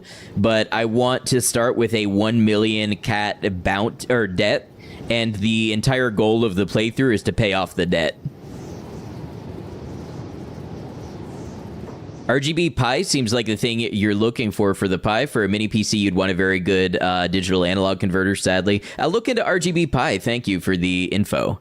Mega Crab is a beast. Dude can hit harder than a Leviathan. Yeah, we found out when I tried to fight him with just a dust coat. We definitely, after the first attempt, we went back with Masterwork Samurai armor.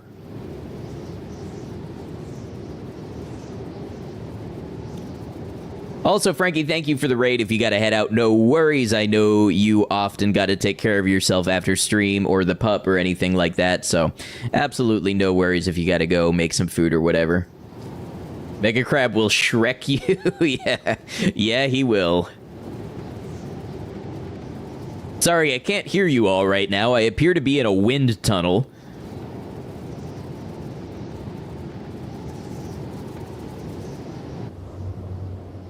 Ah, there we go. If we zoom way out, I get a little relief.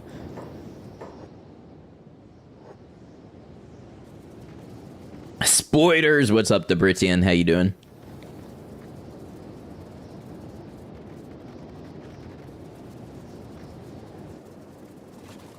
Howdy, boys. Lurking while you play. Appreciate it. Are we taking out the Dust King next? We've already taken out the Dust King, so if you want to see that, you'll have to check the VODs. But the Dust King was one of the first bounties we turned in this run. So next one's going to be the Preacher Cult, and then we might try the Tower of Abuse.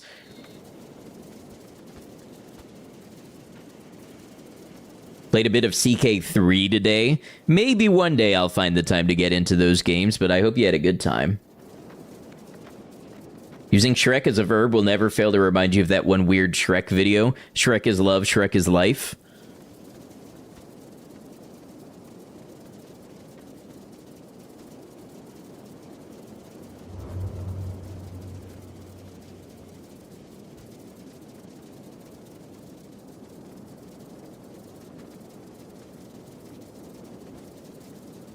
Pop Noel, how you doing? Great to see you. Roaming around at the speed of sound. Got places to go, gotta follow my rainbow. I need a button to play that anytime we're just super speeding across the map. Why are you standing here? Is that where I told you to go? Maybe. So the Preacher Cult is like here, I think.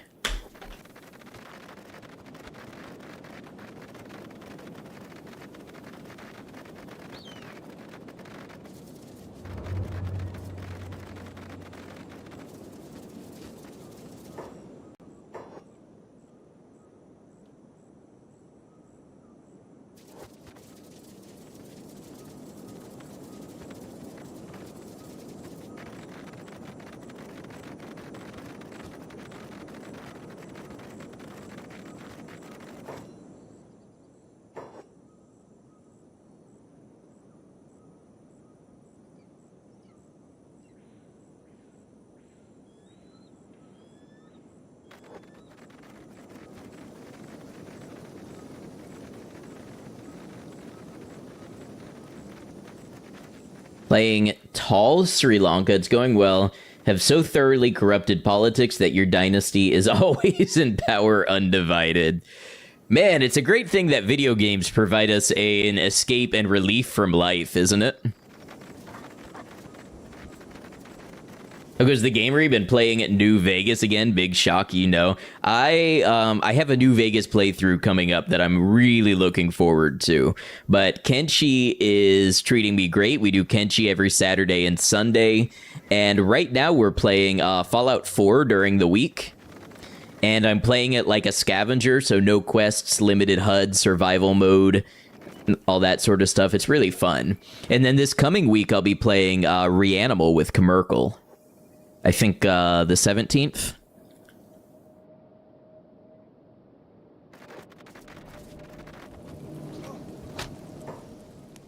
Oh, I made it to the Preacher Cult. Let's go.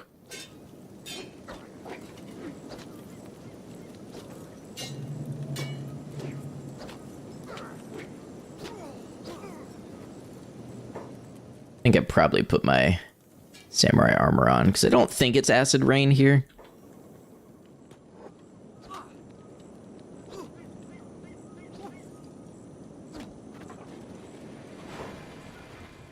Now that was hardcore.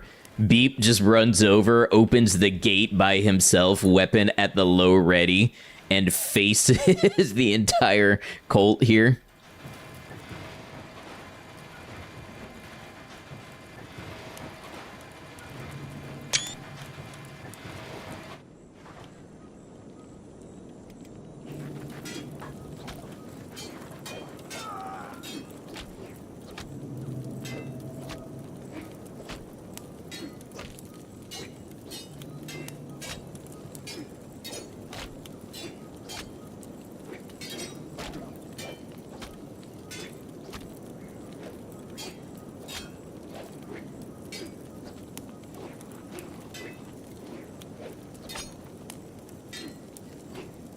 I think we're going to be knocked out and then thrown out. So we'll find a place to rest and then do it again. Oh, now they're hostile towards me. Explain why they attacked me on sight already if they're just now hostile.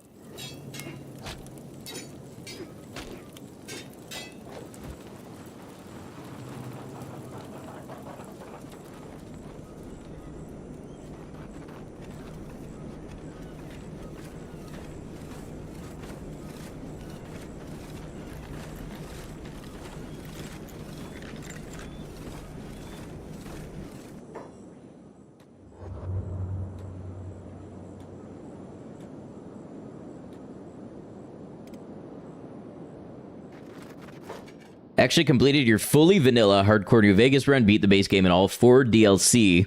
Will never play the game vanilla again. You will cut down your crashes so much if you just installed the 4 GB memory patch. Daz and Laws were playing Reanimal yesterday too. Looked like that old Little Nightmares fun. Yes, exactly. We played the demo for it and it was pretty good.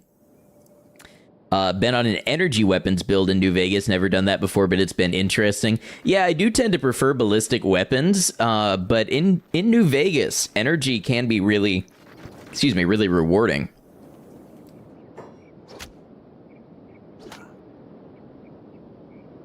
All right, we just need to find a place to get a little rest, take a quick cat nap, and then we'll head back in at full chest health. Because we were not when we ran up there just now.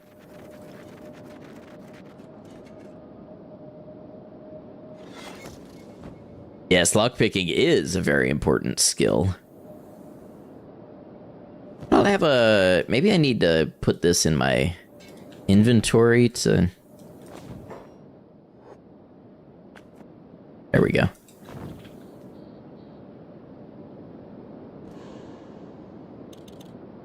Catnap? Is that what they call it when you pay to use a bed in Kenshi? I think you're onto something.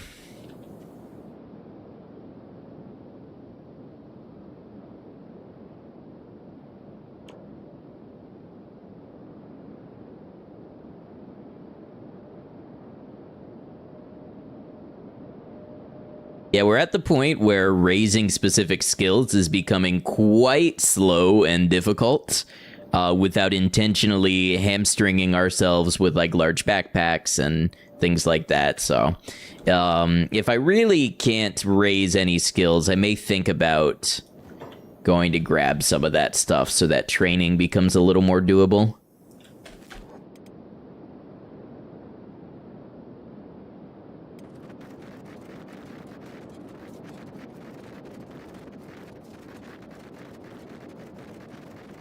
You've gotten the Alpha Breeder laser handgun from Novak, you kind of just win. It's not very strong, but it's a really fun, like, Like, if you just want to play the game as, like, a scavenger or something, it's a really cool theme weapon to have a gun that just replaces its own ammo.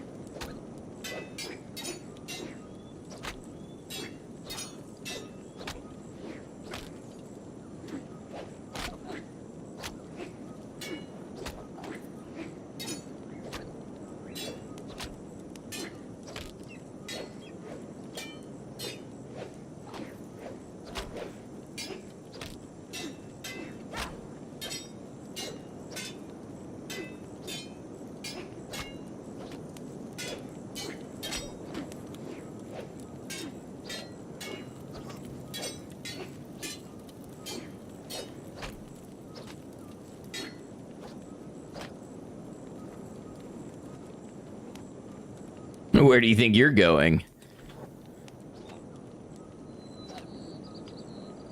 Please don't hurt me, he says. It's too late for that mercy. We really messed him up. Breeder gun is OP as an automatic. Pair that with the plasma rifle from the rocket building and you're kind of set. Oh, the Q35 matter modulator. I gave that to Arcade one time and we went into a casino and he lost it. Turns out companions in New Vegas can lose unique weapons or weapons in general if it's in their inventory when you go into a casino.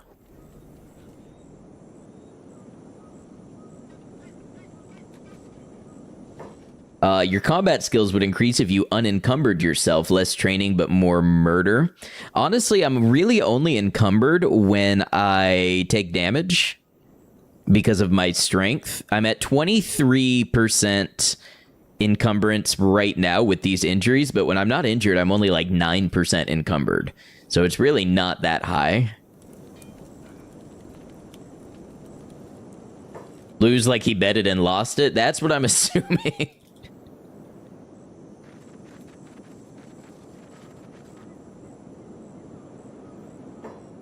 Where are you? Are you Reavers?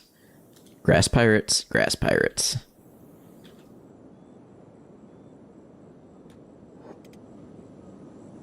Lost that weapon on the vanilla run too. Luckily the Viva New Vegas mod pack fixes that. I gotta play Viva New Vegas.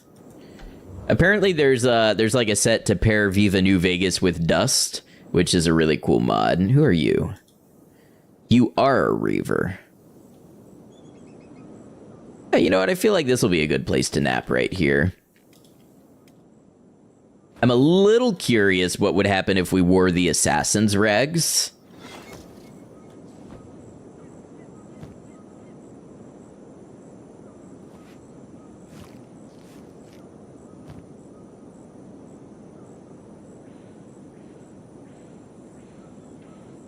Combat speed and dexterity effect plus melee attack bonus has got to be pretty big. It's just we're going to take more damage that way. It's only got 25% chest coverage.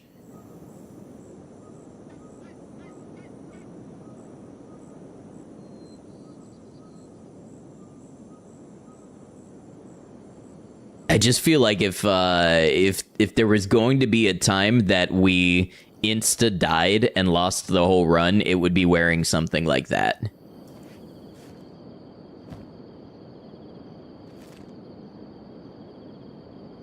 Viva New Vegas doesn't physically change a ton, but it makes it way more stable, fixes bugs, repairs broken quests, basically makes it as it should be. I think there's different levels to it, right? There's like the performance Viva New Vegas, and then there's like total overhaul.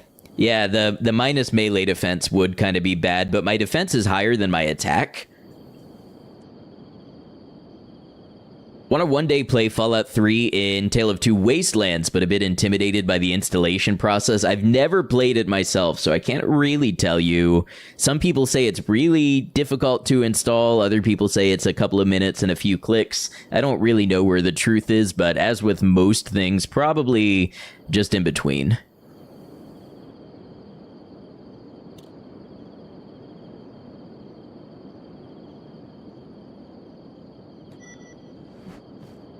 All right, Preacher, count your days. Well, let's see if there's anybody in the outlying buildings first.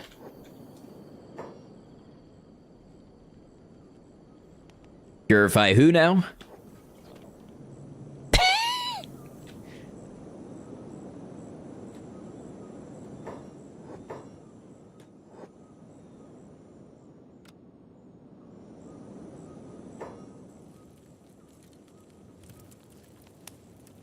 Okay, so what's going on here?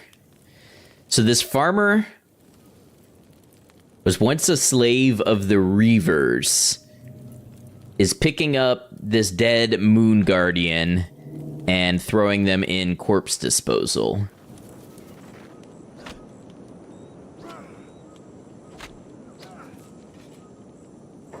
Return their blood to the sands goes hard. The writing in this game is good. Because it's at times like serious and really cool, and then at times it's very funny.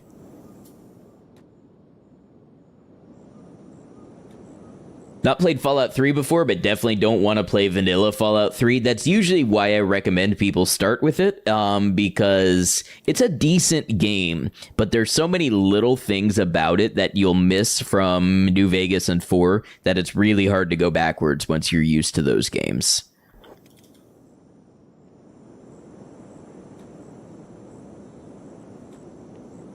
Building is broke. Okay, here's what we do. Control-Shift F11.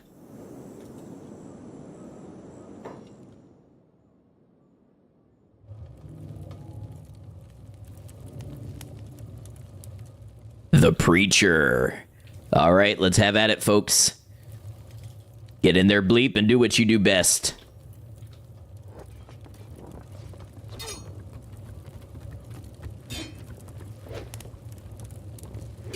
Flesh for the birds and blood for the sands. Did we, Oh, okay, that was just the farmer. I thought that was the Preacher. I thought we dropped the Preacher in a single swing. I've heard that as a dungeon crawling experience, Fallout 3 is better than New Vegas. It depends what you prefer. New Vegas is more open. Fallout 3 people, they like the locations and density, but a lot of people, myself included, are not big fans of like the sprawling metros.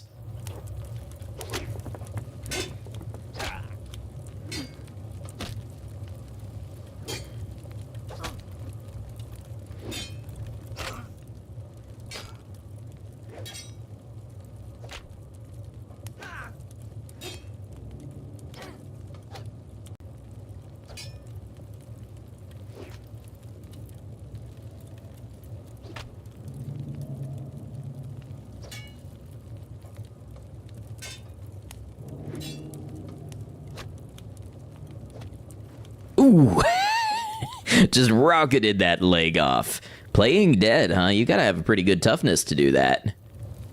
Oh, this is worth some money. Do I have room to pick it up?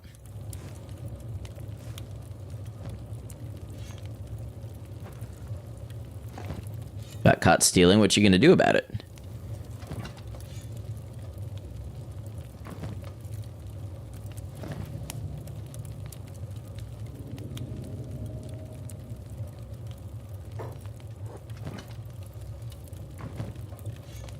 There we go.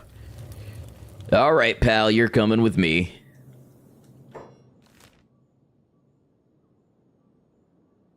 Let's see. Black Scratch, I think, is a Tech Hunter territory. I think Brink is more... Brink's somewhere on the edge of the unwanted zone. We'll turn in the bounty there.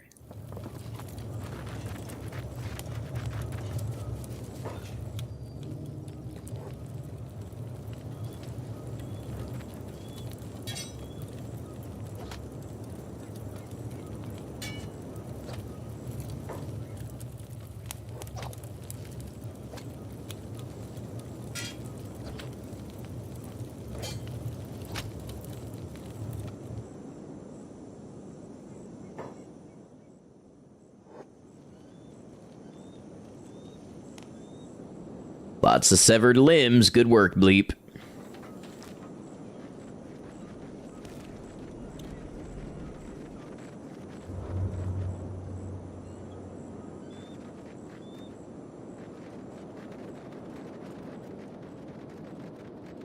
I don't even know what we're going to use all this money for. Yeah, 15k cats is nice, but I mean, we don't buy anything right now. We'll be getting back into Kenshi, playing a weakling base run. No one is good at melee or toughness, but can defend themselves with turrets and crossbows. Yeah, somebody... so in my first playthrough, I kind of got kicked out of the first base that I tried to make, and somebody suggested that I try a run like that, where I get a group and start a base from the beginning and try to defend it with what I know now. That's Black Scratch. Is Brink more this way, maybe? Maybe it's on the brink of Venge, and that's why they call it that.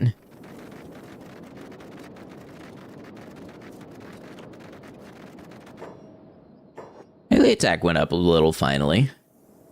Dexterity's getting there. By the way, is this preacher... we should probably heal him up.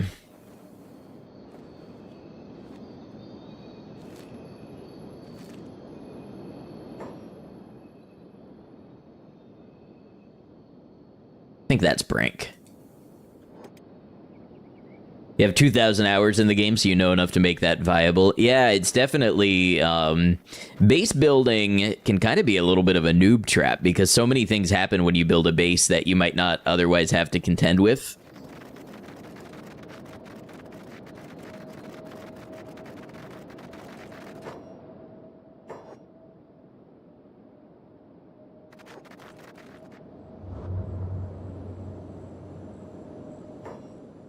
All right, there should be like a police station.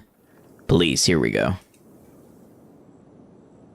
Set the base attacks at frequent and play Kenshi like a tower defense game. That's what I tried to do with my Fogman Society run. Do it in Skinner's Realm, like 80 hungry bandits will just randomly run it like this is mine. Yeah. All right, 15,000 cats, and if we have a bar around, I should buy some food. Look at me, I'm horizontal. How you doing, Alec? All right, show me your goods. Shopkeeper can't afford that. Okay, well, what if I buy some goods from you, and then you can buy a good from me, and together we've got an economy. A little over 100,000 cats. Somewhere I can buy good first aid. Be the farm shop, the weapon shop.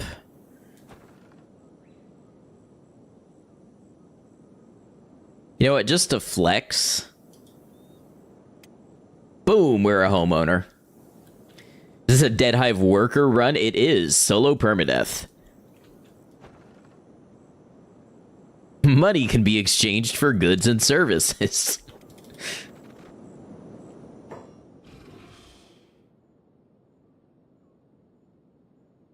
Wait, is Lady Sugi doing the shopkeeping? No, I can just speak to her for other reasons. You boy, kneel before me. I bow before nobody. Okay, so we started a fight in the UC. Should not have talked to the noble.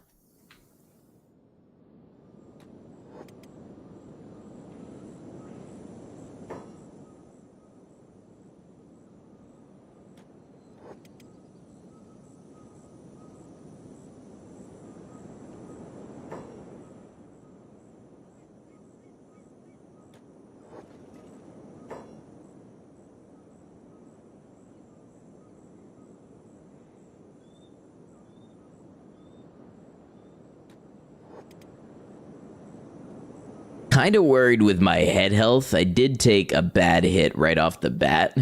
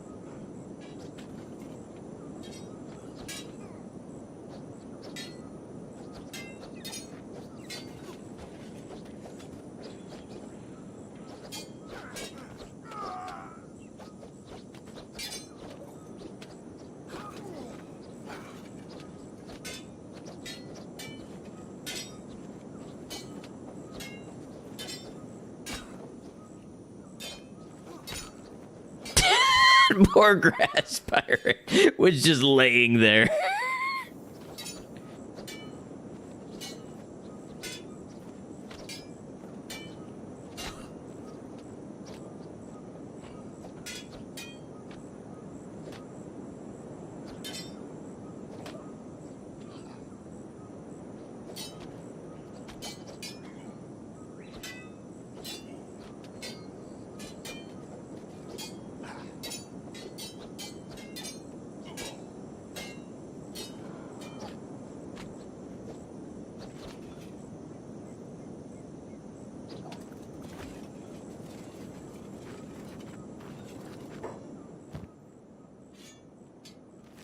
Take this off so they can't take it from me. Oh, you know what? I might need to take the armor off too?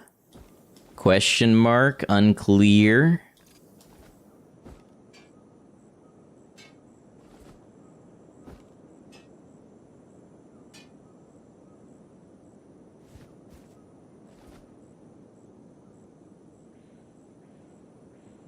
I don't think we need this basket hat anymore.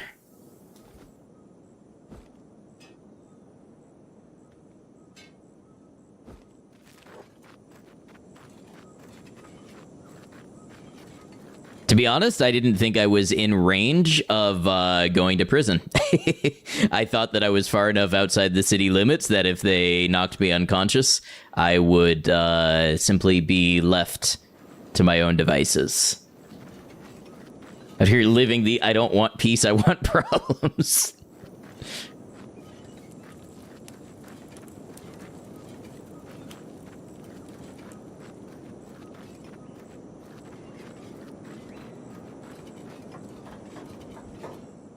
This is maybe the stoutest UC guard I have ever seen.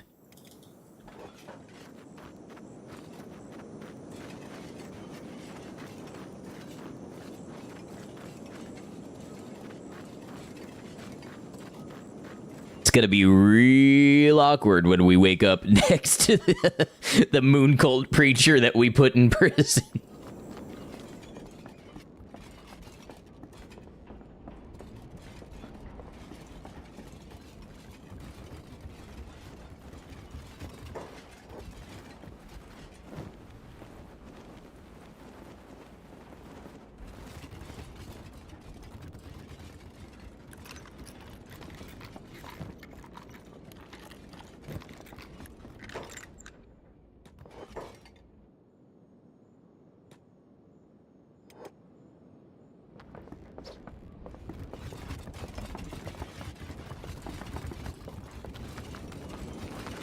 He's making a break for it. Where he's going, nobody knows.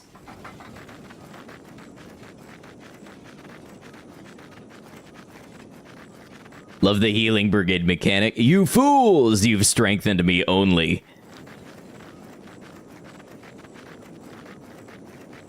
Honestly, if I had better head health, I'd fight these guys again. I think it was good training. I think we got a couple levels of attack. And their weapons are not great against samurai armor. What we should do, though, quite honestly, is we should put on the dust coat and just run into Venge.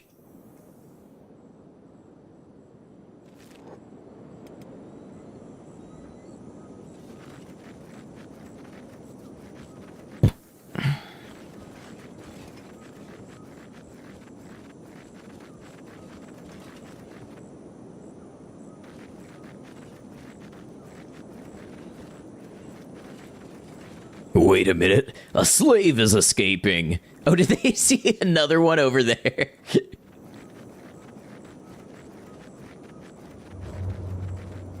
I, too, get easily distracted from the main task.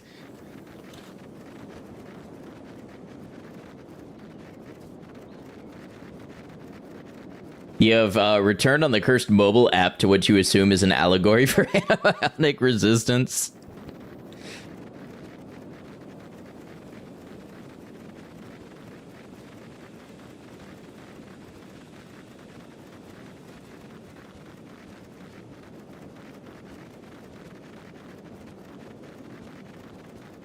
Yes, chase me into the lasers. Okay, there should be a tower here. We can set down a bed and get some rest. I'm somehow still committing a crime, but that's okay. Bleep cares not for laws and crimes. Is this the tower, or is this Tower of Abuse? Olympic level decathlon here, yep. Old tower. I think the Tower of Abuse says something like, Control Tower?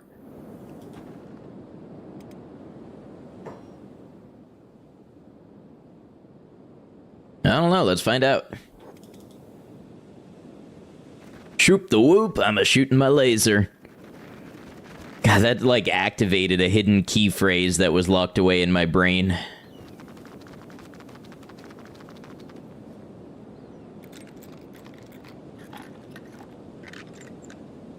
Alright, now who could be in here? Fire in my laser, you're right. Fire in my laser. It was only partial activation.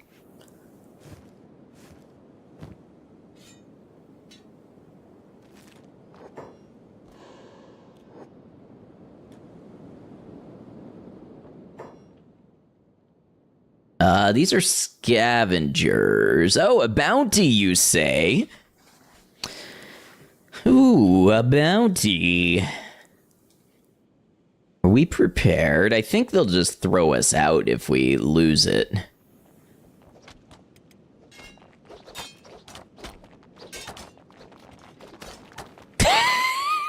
Of course we get shot right in the head.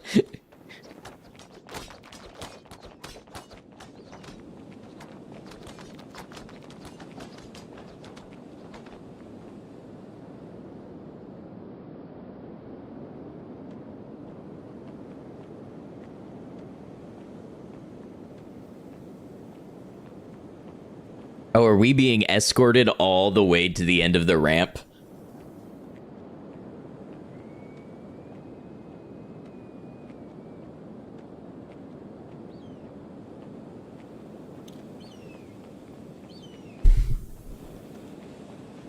I legitimately don't think I've seen the iron spiders out here before, or I forgot about it if I have. Dude just got lit up by a laser. See, it's a good thing we were wearing protective clothing, or that legitimately could have been death for us. That guy must be paid by the hour. He's like, I'm gonna go take the prisoner. Yeah, it's gonna take me a while. It's yeah, minimum hour and a half, minimum.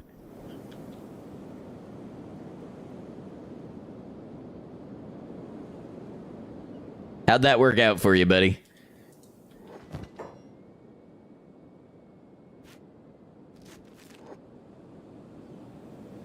Bleep's like, I got a friggin' headache. Alright, this time we start with the archer. You start to understand why they did that in historical battles.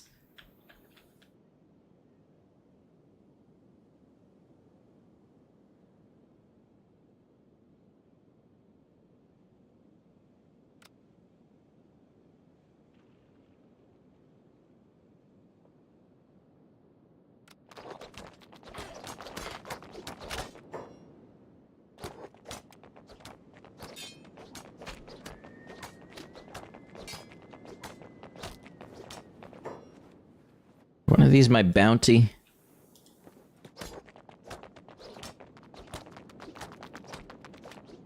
Oh, we are screwed until Bleep gets shot in the head for 0 damage again.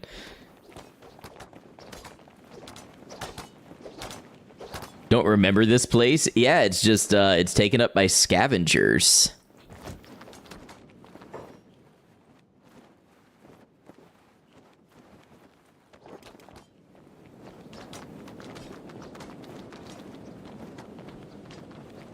Hey, yeah, I'm gonna go check on Tim. He was supposed to throw this guy out and he didn't come back. Oh, Tim, there you are.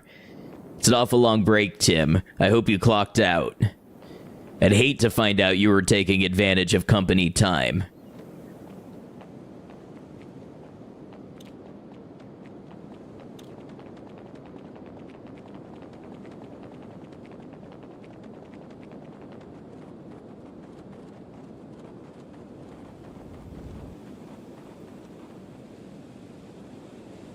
Watch, they're gonna throw me on this copper deposit and I'm gonna get back up. Oh, and this time we're not enemies. Okay, weird. What do you mean I can't camp here? Is this not a perfectly reasonable spot to camp?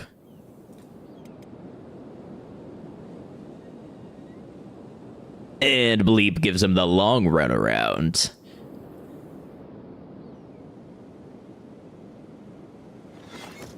Ah, yes, time to sleep amidst the sands and my lasers.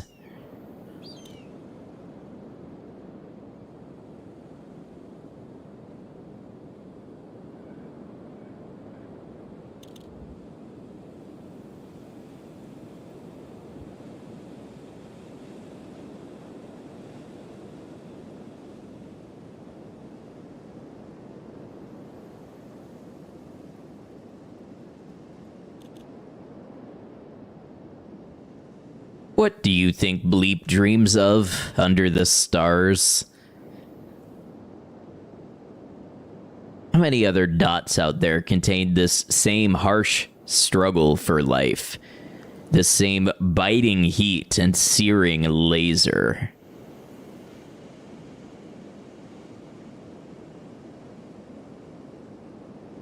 Truly, the armored hood is OP.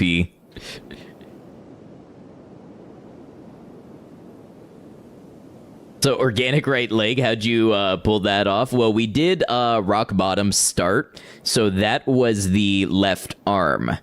Limb loss is on frequent, so we lost the left leg by kicking an enemy until our leg fell off. And then the right arm we lost to a wound in battle with the Mega Crab.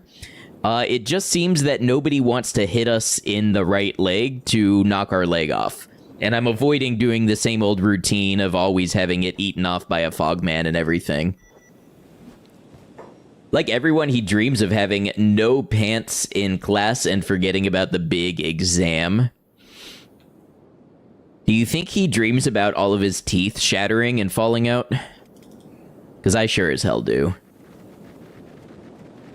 New strat, cover your stomach with your limb. Literally a key survival technique in the actual animal kingdom. Cover the squishy bits with the less squishy bits. OP technique unlocked.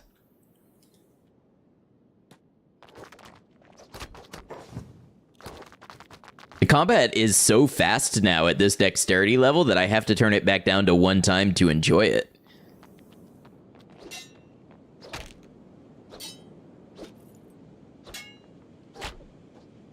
Do hivers have teeth? I don't know. How are you still blocking that? It's like Bleep is aiming for the weapon. I know hivers can eat human teeth.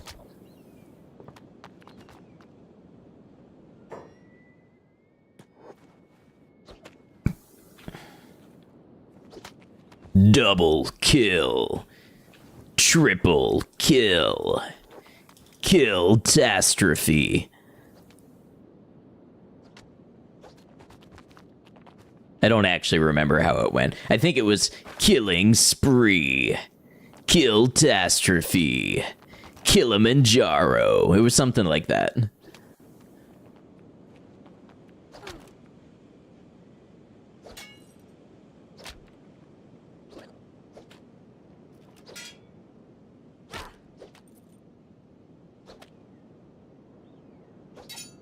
Bleep, how about you take out the archer?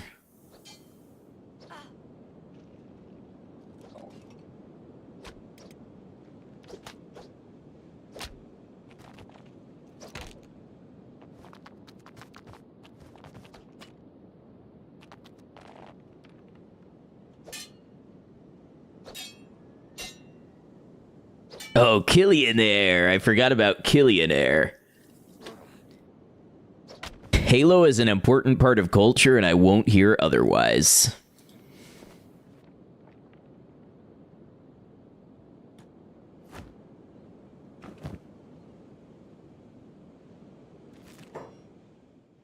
Kilimanjaro, new character name for next run.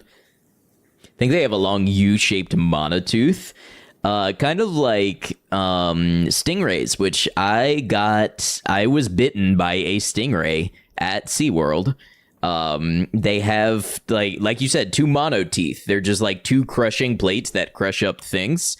And I paid to feed a shrimp to the stingray in the tank, and the lady's like, okay, hold it between your fingers, and it's just gonna come along and scoop up the shrimp, and don't worry, they don't bite. So what happened? It didn't scoop up the shrimp, it scooped up my entire hand and started clamping down with its crushing plates, to the point that when I instinctively yanked my hand back, I pulled the stingray out of the water. So they lied. The stingrays will bite.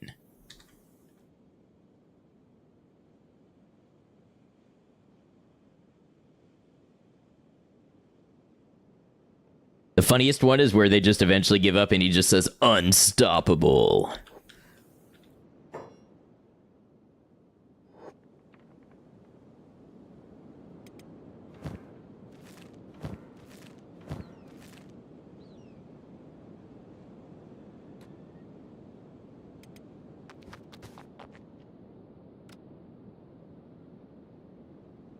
Alarm raised, and it's one person desperately crawling away for their life.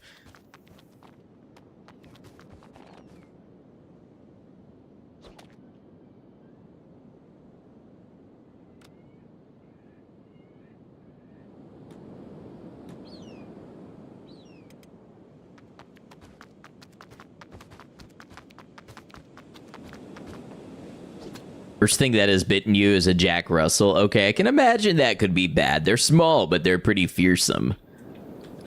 Okay, we're gonna pull a little prank. We're gonna pull a little haha funny, and we're gonna go drop Gutterhead off back at the UC, even though we're wanted.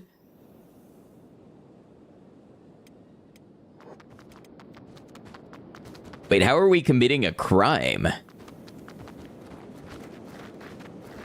They must technically be under a different faction alliance.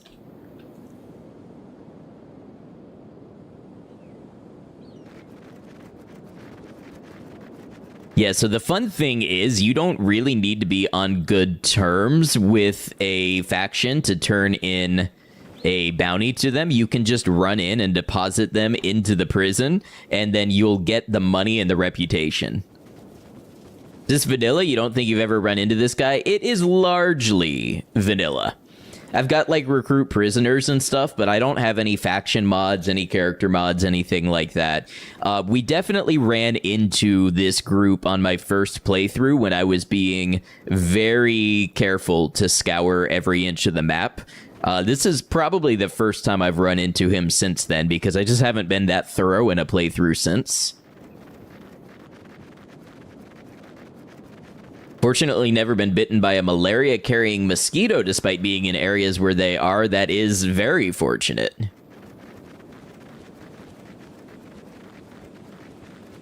Oh, you know what? If we get hit by a laser, Gutterhead could burn to death before I can collect the bounty.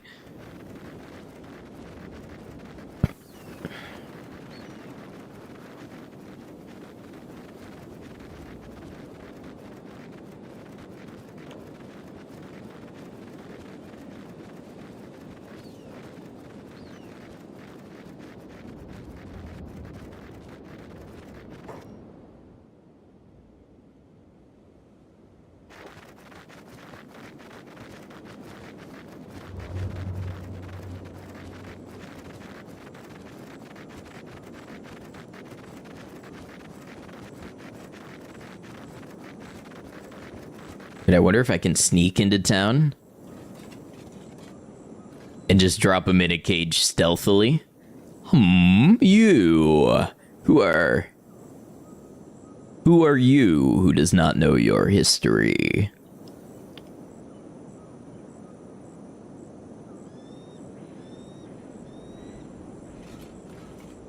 Go on through, says the gate guard.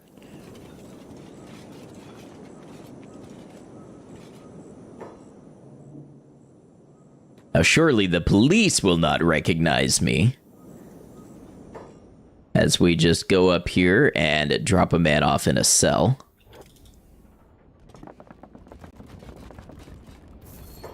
$10,000 cat reward.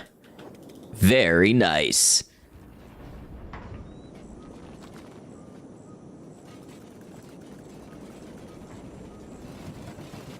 I believe we may even be positive reputation with them. Mosquito being the diminutive form implies there is a larger predecessor, El Mosco. We're still negative with the United Cities, but you know, we did cleave down a noble right outside the gates of their city, so I guess turning in a couple of bounties isn't going to be enough to undo that. See if we can take a nap in the old control tower, and then we'll head to the Tower of Abuse. Wait, how did our bounty just increase? I think the scavenger, despite having a bounty, was still close enough to UC territory that it counted as kidnapping when we grabbed them, and it added to our bounty even more. Either that or the act of running away was counted as a separate prison escape attempt.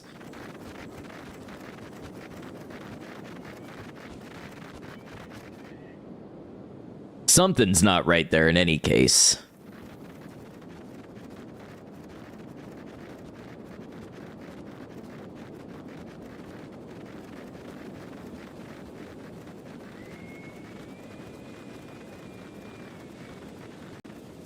Never forgive scavengers for trying to kill you when you wanted to recruit their cute bugs and fancy outfits. Am I gonna free the slaves at some point? Probably not this playthrough. I'll probably just bounty hunt and then fight the strongest enemies I can find until they're either all toppled or one kills me. When do you become notorious? I think it's 10K. I think we're pretty close. Oh, there's more. The scavengers are up in here.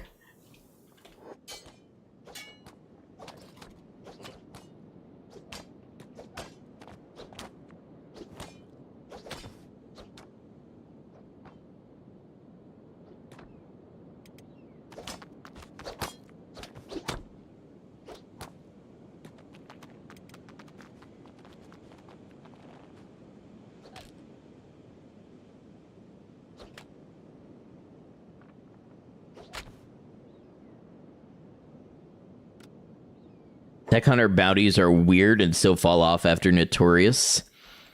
They sort of share a criminal code with the UC, don't they? Which is a little weird to me, but... Oh, cool, we can use the bed.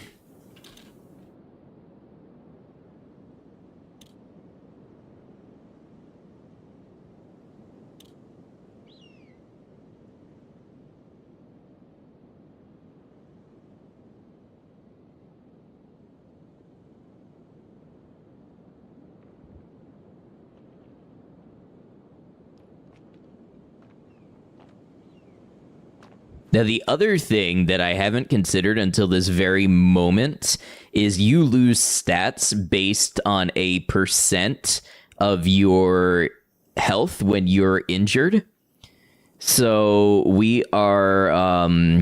when we take what would be a little hit for somebody else, we take a big hit to our stats because let's say we take 10 damage. That's 20% of our overall HP versus for a Scorchlander, it might be 10%. So I think we're getting a greater debuff with every hit than a stronger character would.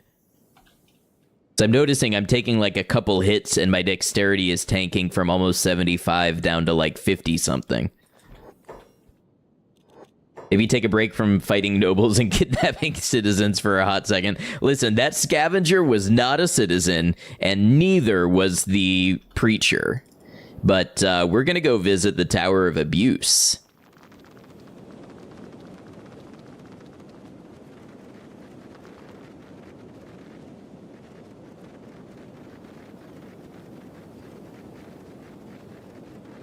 I think due to the number of thralls, once we get in there, I'm probably going to put on the samurai armor and take the little bit of a hit to the stats.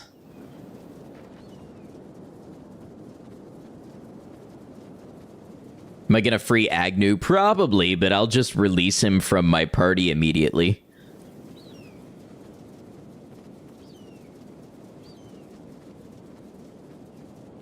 Old Tower, I don't think that's the one either.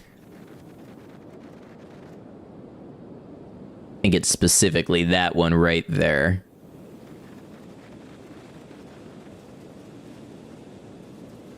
Cool, we'll bring a couple beak things to the function. Or maybe they forgot about us.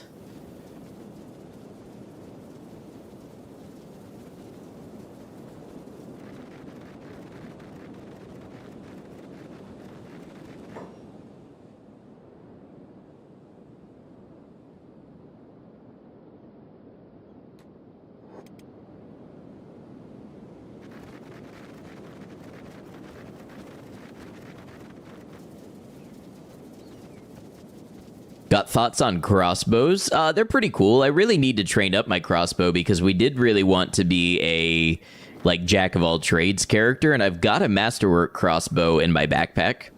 This date night, got to drop out, catch the rest in the replay. Hey, thanks for hanging with us. Thanks for the gifted memberships and just being a member of the community here. Hope you have a good one. Why am I... Yeah, there we go. All right, we run in. Should be thralls right away, so we put the samurai armor on. Make it past a few lasers and a human thinks it's invincible. Oh, and he's got the Meito heavy polearm, I think. That could be a good weapon for us.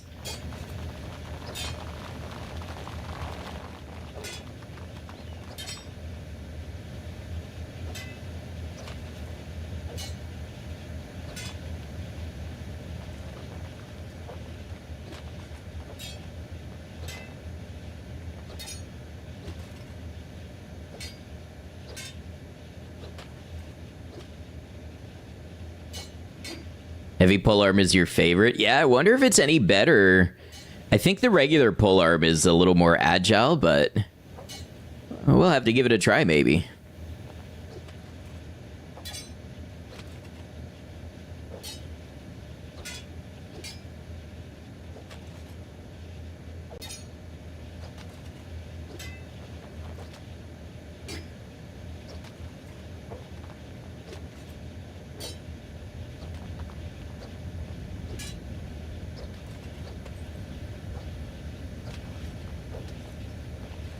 It has light armor penetration. Could be useful.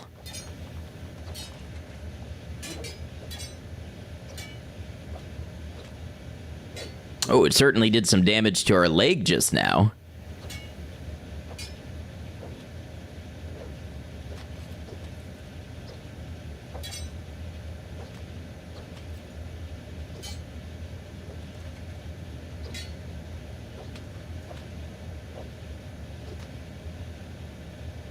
Yeah, it's got to have some armor penetration because that's like the most damage that just about anything has done to us through the samurai armor and chain shirt.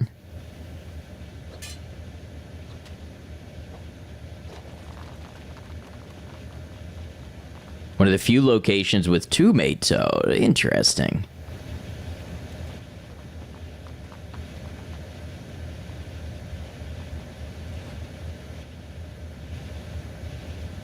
All right, as we get carried outside, we'll put on the dust coat in case we get zapped with a laser.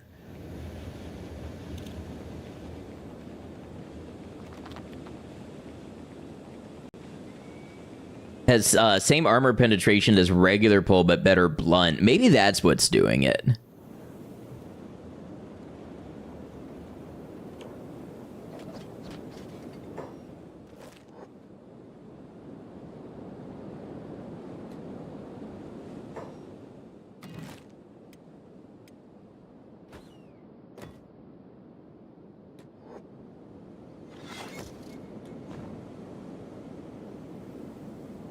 Shout out to blunt damage. Very underappreciated art form.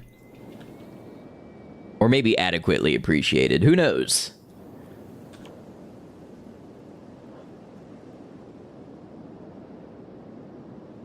I gotta say, if he wants to hit me like 5 times in a row in the right leg with that heavy polearm and take off the leg, I won't complain.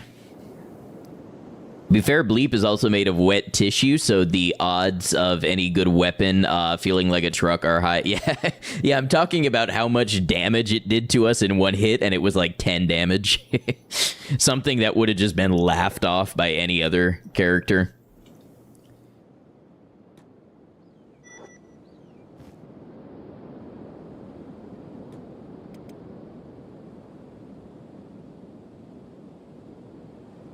We'll see how the dust coat changes the damage that we take.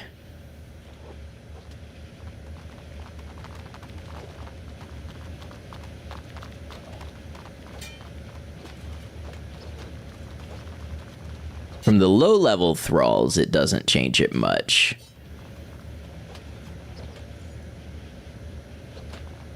It does change it kind of noticeably, actually, when the little hits start to add up.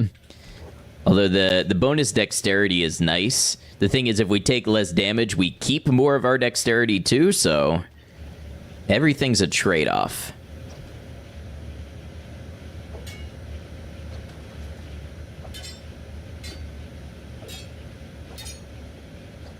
Am I gonna sell the hold saber? Maybe. I don't really know what I would use money for.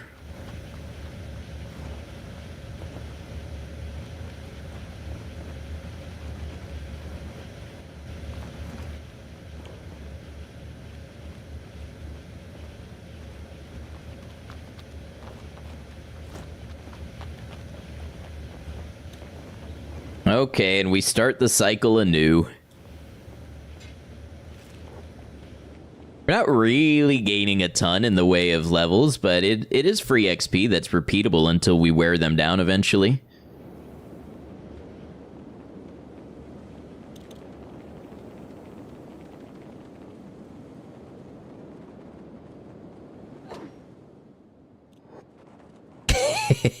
One more hit for the road.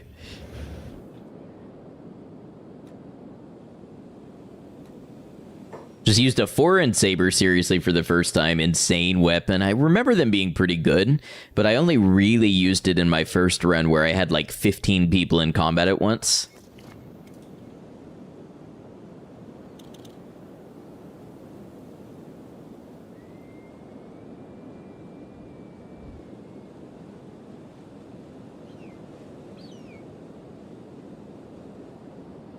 I wonder if this would be a decent time to try some martial arts. I might do that when we go in.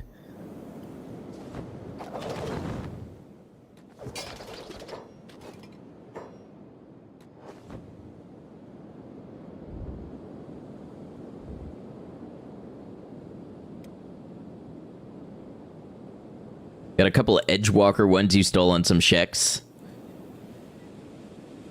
Won't go down much. Yeah, Czech are pretty tanky, although that's an interesting choice for a Czech because they gain, you know, dexterity more slowly.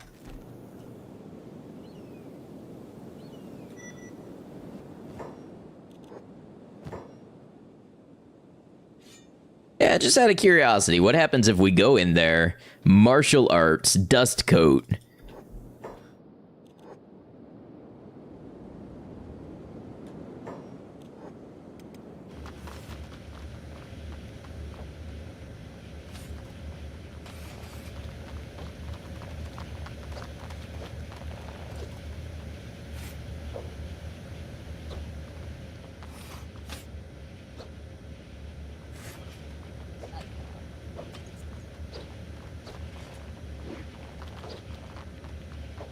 Curiosity and Permadeath do not mix.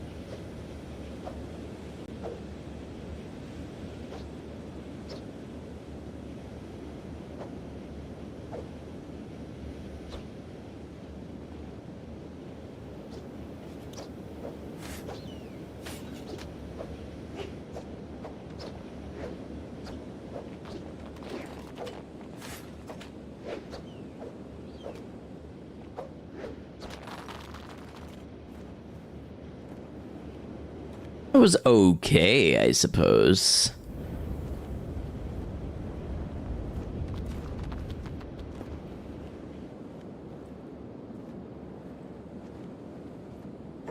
Worth any gains?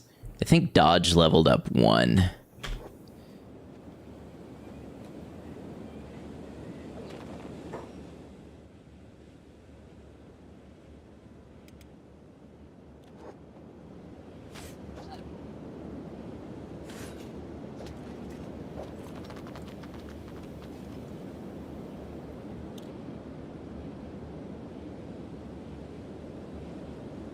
We'll back off before we take too much chest damage.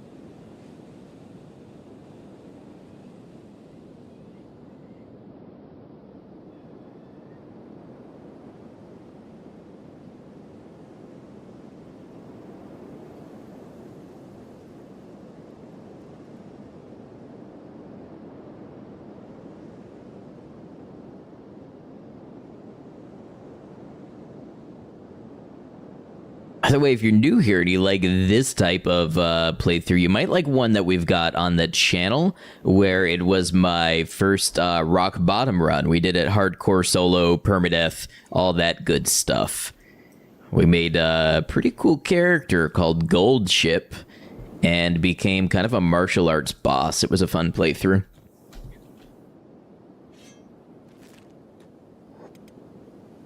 All right, we try again with the polearm.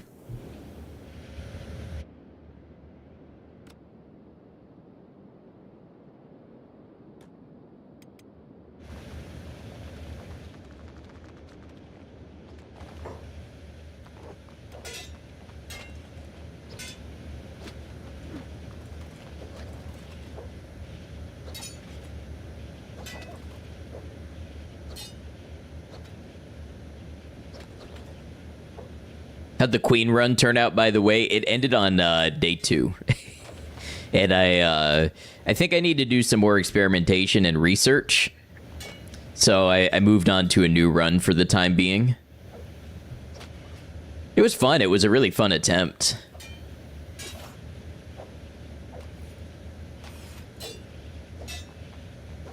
Yeah, so the thing is, we do better combat-wise when we're wearing the dust coat, but we take a lot more damage when we do get hit.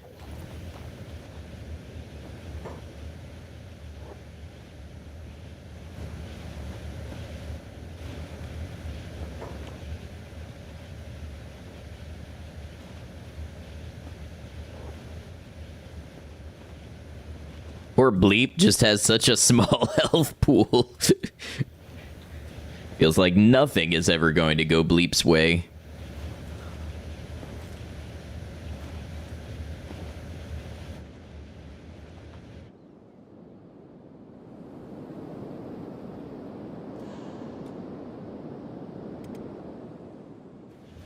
Crawl, Bleep. Crawl.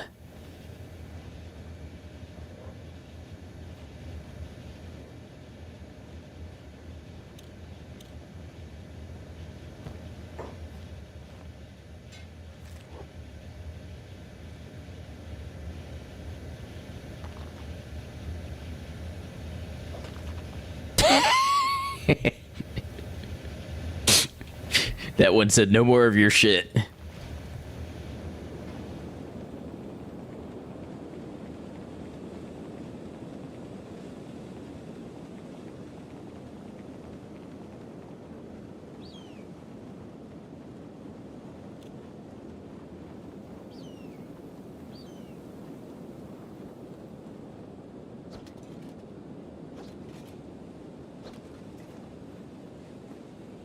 Yeah, see, we get hit in the chest a little bit, and we take a massive loss of dexterity. So, like, we're only really good in a fight when we're fresh, and then we take a couple hits, and it's a huge downgrade.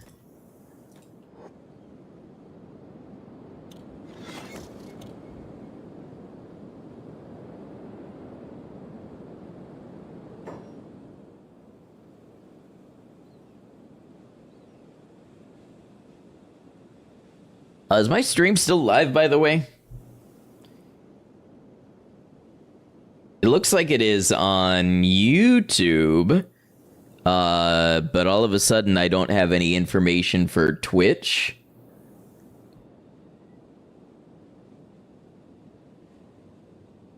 Yeah, I appear to still be live on YouTube.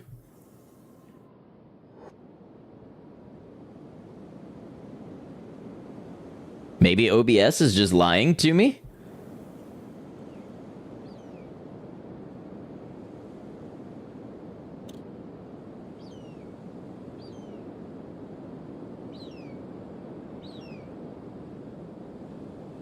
Anybody on Twitch want to confirm?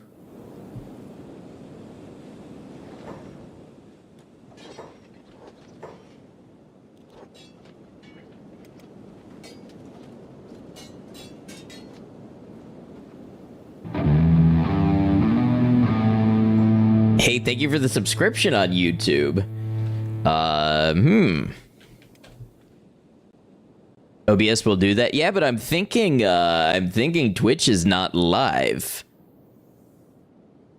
Hold on, hopefully I can do this without cutting the YouTube stream.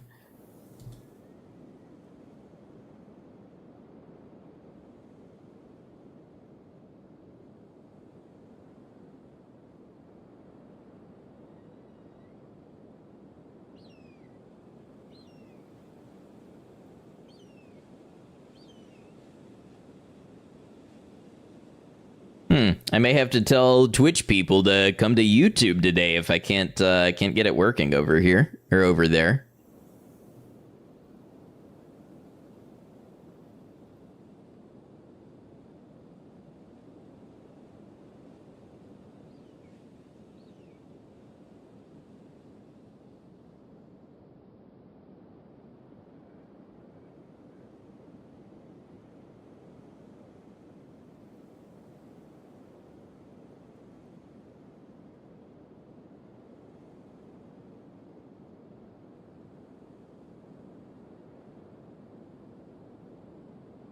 Yeah, I wonder if there's an issue with Twitch servers or something today.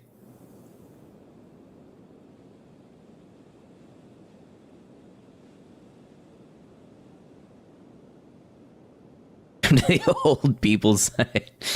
I don't think that's what YouTube is it? It's not like it's Facebook or something.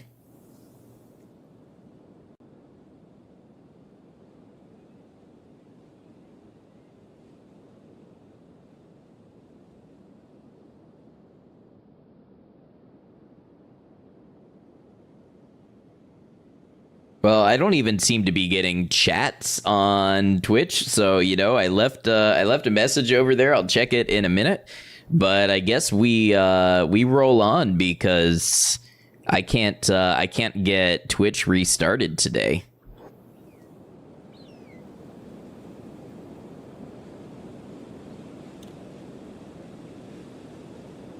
There was an issue site-wide earlier. Oh, maybe that's it.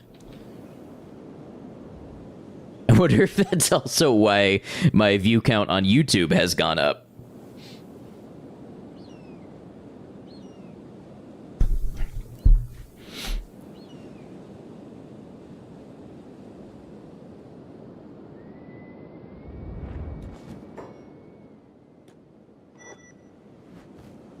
Okay, one of these times we're gonna have a breakthrough.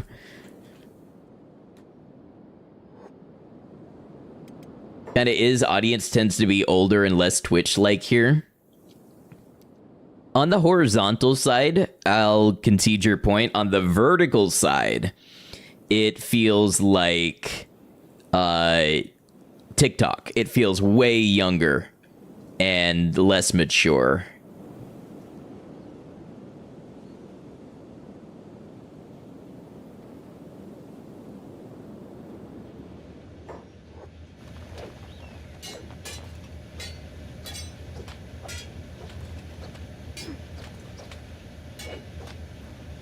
think the move here is maybe start the fight in the dust coat, take advantage of the extra dexterity, and then once my dexterity is tanked anyway, move to the samurai armor.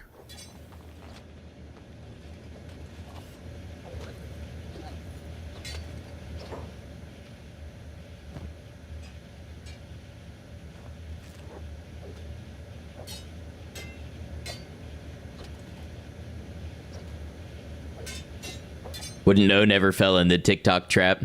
Well, just from experience streaming to YouTube vertical, I would say you get like half people who just really appreciate the mobile format and it's easier for them to watch. And then you get a ton of random people come in like trolling, spamming things, trying to get you in trouble.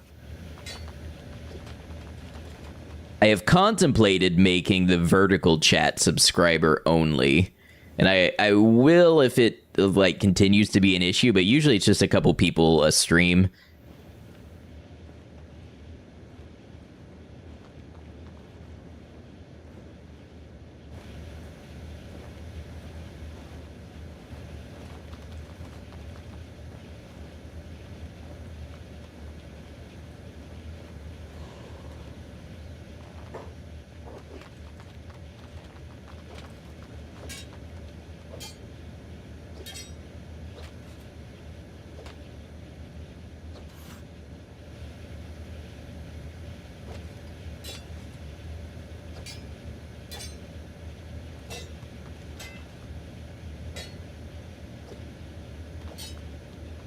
Got to be the vertical thing. Yeah, so what it does is when you stream vertically, it can put your stream in people's shorts feed.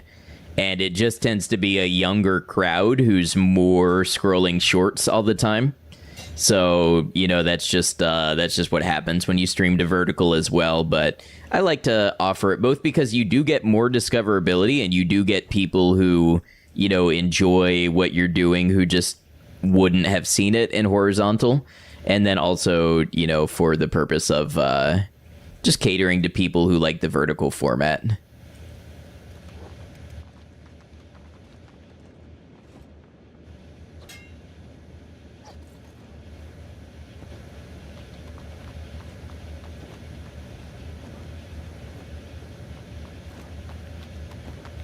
Come on, Bleep, I think you've got a real shot here.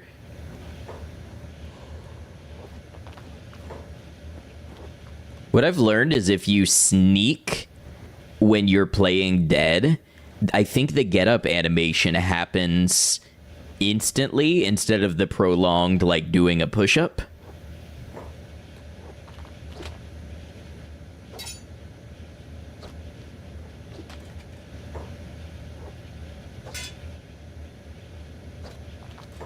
Boom! Okay, we knocked out Punk and Screamer the False. I wonder which one we want to turn in.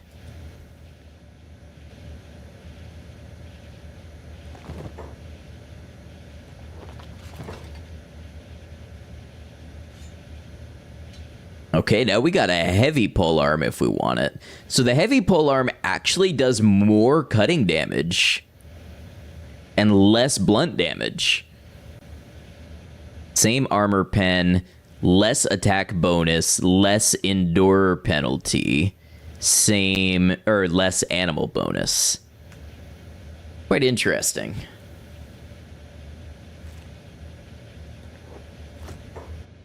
All right, let's see if we can turn in Screamer, and then maybe we'll come back for Punk. We're gonna have to put the dust coat on and hope nobody hits us in the chest as we run to do this.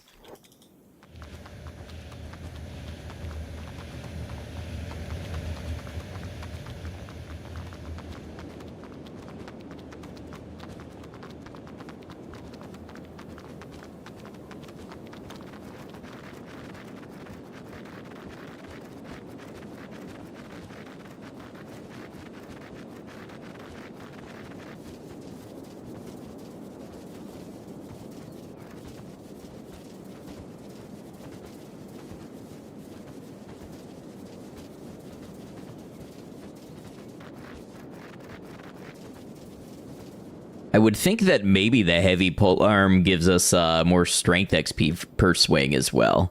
It's possible. So a fight like this has me really worried about some of the high-end enemies. So talking about like Asada, talking about Protector of the Flame, Tin Fist.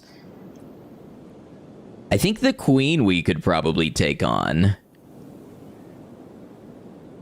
The Southern Queen.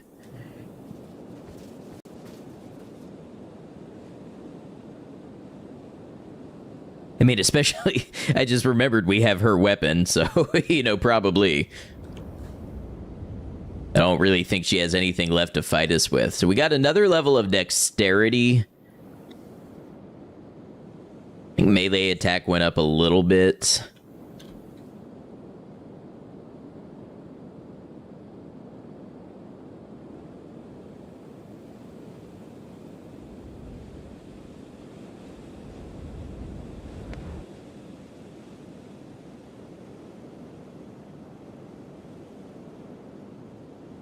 More toughness would be nice for the damage mitigation, but man, going from 92 toughness to 95 is pain, especially with HP this low.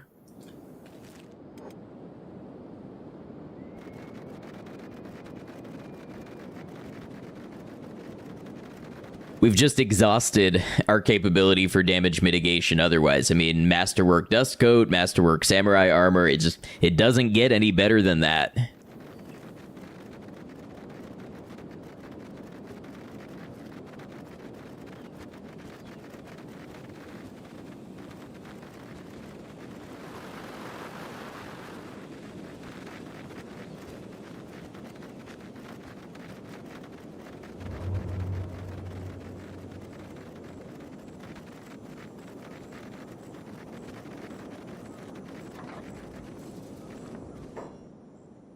Okay, now all we have to do is run in.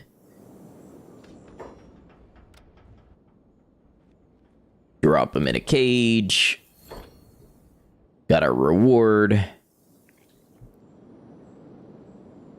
Run out. Before anybody is the wiser. Okay, let's run back towards Tower of Abuse. We'll set down a bed and regain some health in case we have to do some more fighting, and we'll pick up Ponk as well. Or is it Plonk? I don't remember.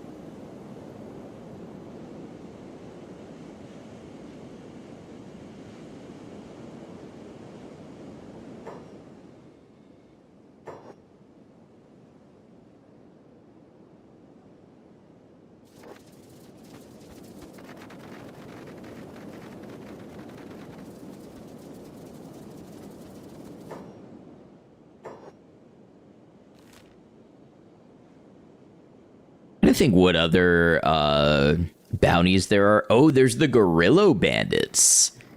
That could be an intriguing one. I bet they hit hard. At least the one with the exile plank.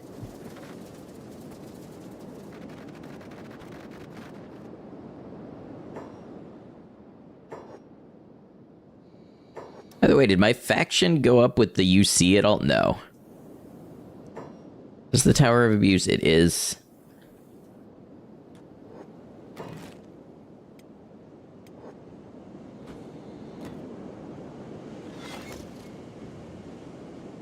All right, real quick, I'm going to take a restroom break. I'll be back in just a moment, probably run some ads real quick and some clips of the channel will play. I'm going to check on Twitch while I'm gone, too, and see if I can figure out what's going on with them. But if Twitch is going to be down, we'll just finish out the rest of the stream here on YouTube. So thanks for being here, everybody. See you in just a moment.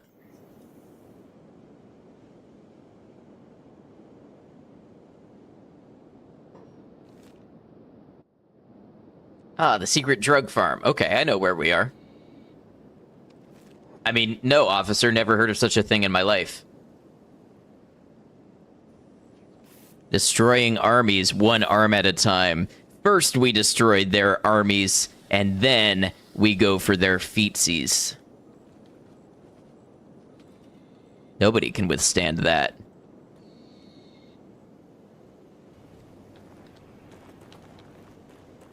Something's gonna come bursting through this wall, I can feel it. What did I say? It's what she said. Probably, yeah, that is indeed what some she has said, I bet.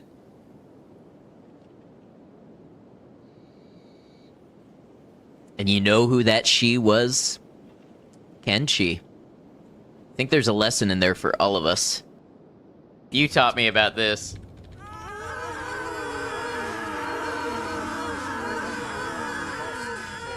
Returns at last. Why is that a thing? Trust you have my eldest.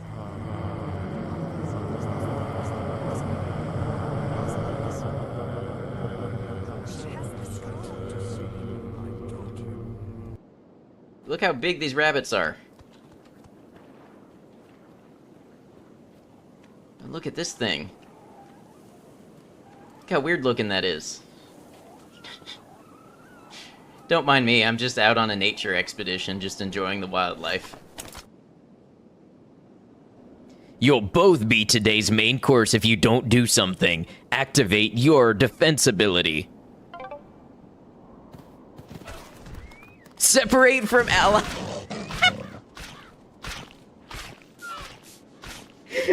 That's my defense ability?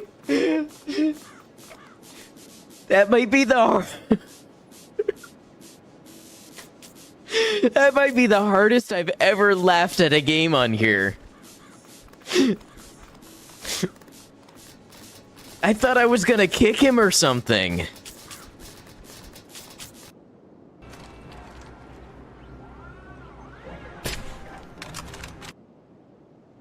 Twitch app bit the dust, so you ended up here to lurk. Yeah, it's my Twitch stream, or rather my OBS to Twitch seems to have dropped, and it won't officially end the stream, so I can start a new one. Well, I took my bathroom break. I checked on some other Twitch streams, and they seem to still be up, so I don't know what's up. I think it's an OBS issue, but this close to a potential end of stream, I don't think I want to kill the entire YouTube stream and end up with 2 VODs and everything. I think I'll just pin a comment real quick if y'all will hang in there on Twitch, telling them that we will continue over here.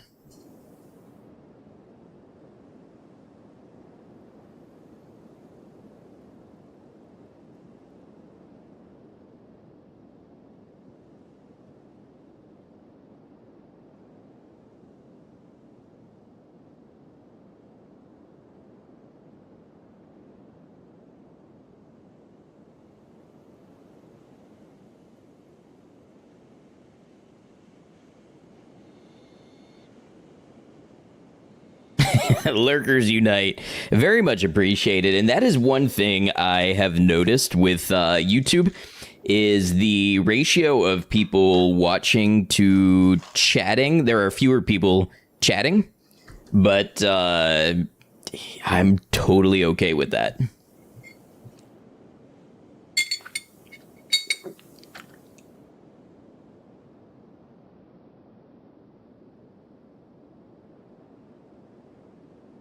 Just taking a couple nighttime supplements as I plan to slide into bed here in about an hour or so. Give them time to work. Twitch viewers have no power here. Joke's on you. Some people are viewers on both platforms.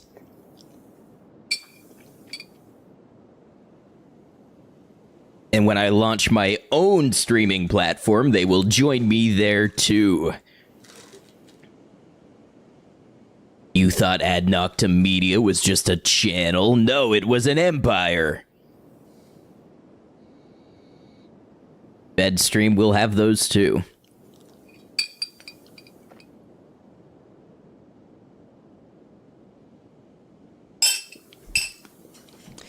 All right, let's see about this plonk fella.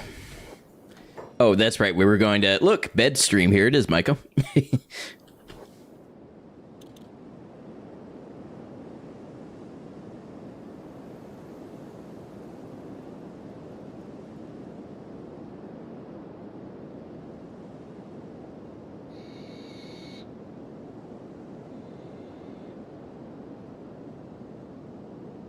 The weight, by the way, of the heavy polearm, 12 kilogram. So explain this to me. The polearm, 15 kilograms.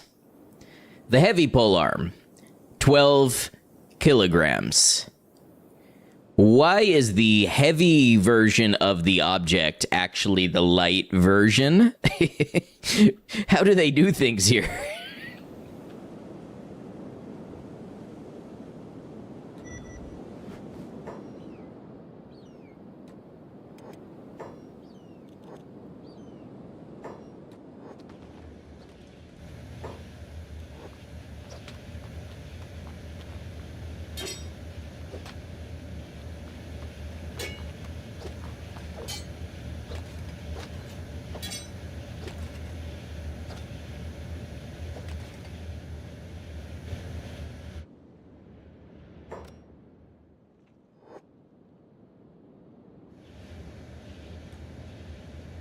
Is the light polearm a higher grade? No, they're both Meito. Polearm, Meito, 15 kilogram. Heavy polearm, Meito, 12 kilogram. You have to get so strong to use it that it feels lighter. Oh, it's only 15 kilograms of feathers. Okay, yeah, that's definitely lighter than 15 kilograms of steel.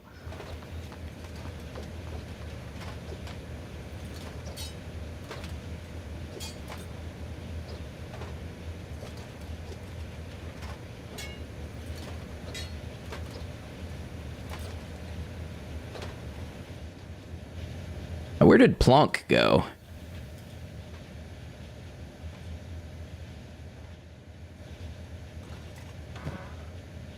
Did he die and they threw him in a disposer? Maybe he's upstairs. Oh, there's repair beds I can use. Ah, Punk, there you are. It's you and me, one-on-one.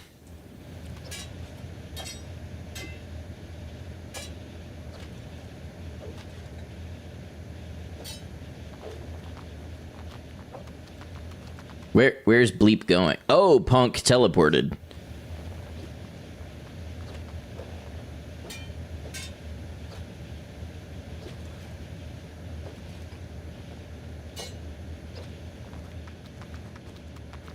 Now where's Bleep going? He's ruthless. He's got a hunter sense for enemies. Bleep, where are you going, bud? Where is he, boy? Take me to him. What are we doing? Bleep alerted on this one. From inside the building, second floor. He's like, enemy presence detected 48 meters away. Elevation difference 12 meters. Location south.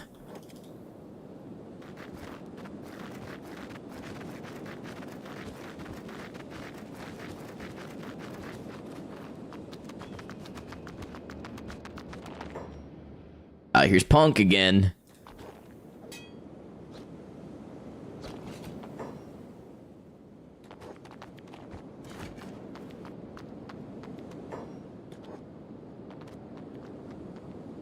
Maybe Bleep can get this one while he's running. Yeah, there you go.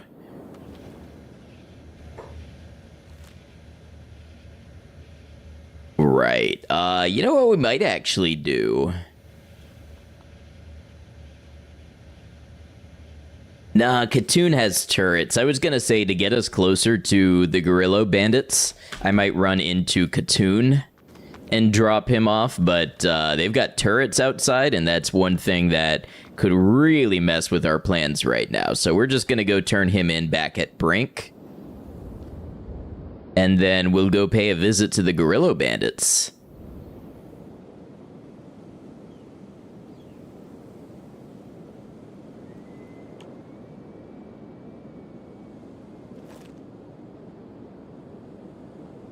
We're gonna have to find some tough enemies to fight because we're doing like no gains right now.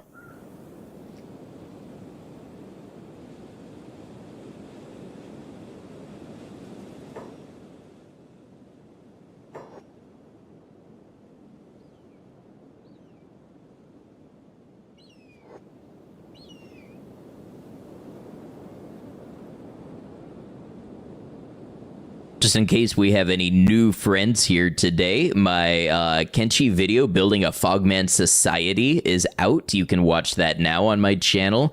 And I'm hoping roughly a week from today, my Crabmaster video will be live as well. That is where we took a skeleton who had to stay on block the entire game and raise crabs and defeat every human faction by just having the crabs attack. Just to let you know what's up on the channel and what's upcoming if you are stumbling in for the first time and a fan of Kenshi.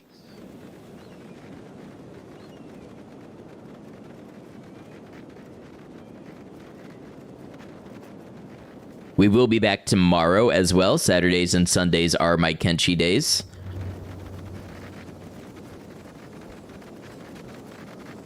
Have to remember the skeleton bed from where you left. Yeah, I don't think our wear damage is all that bad.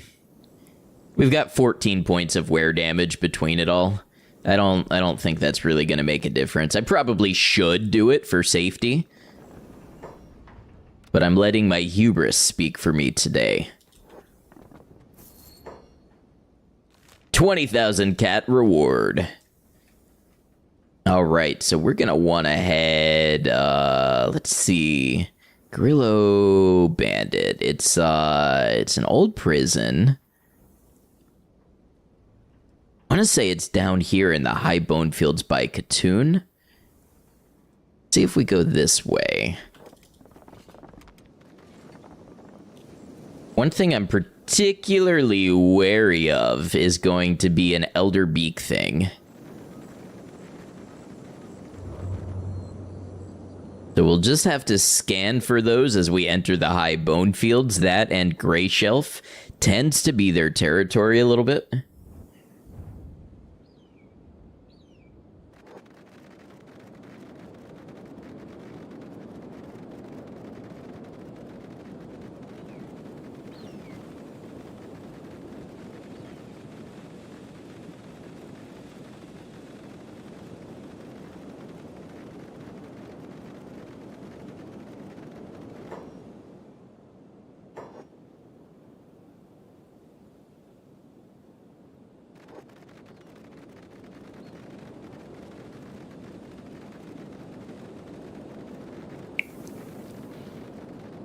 If I knew if gorillos eat you when you're unconscious, I would fight the great white gorilla. It seems like it would be really good training. I just don't know if it would start eating me if I got knocked out. I feel like that's a thing gorillas would do, but I've never seen them consume something.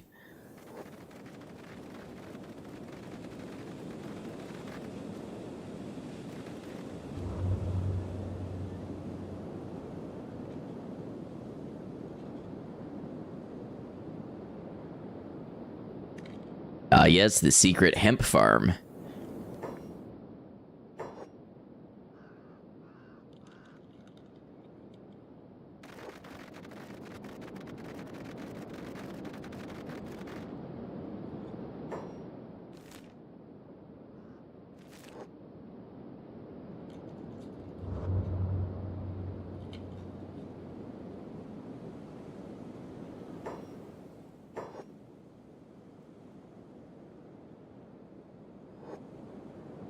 According to AI, if you're unconscious, no, dead, yes. That is how a lot of animals work.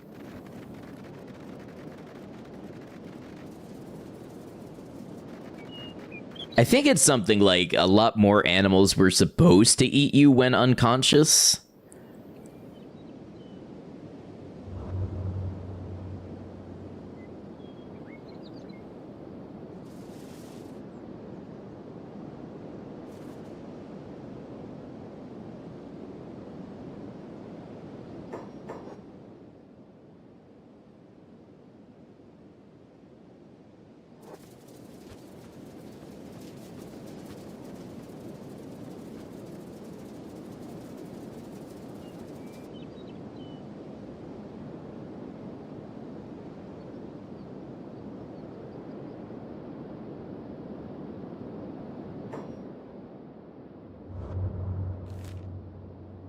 Yeah, so I'm pretty sure Gorillo, the old prison, is that location somewhere.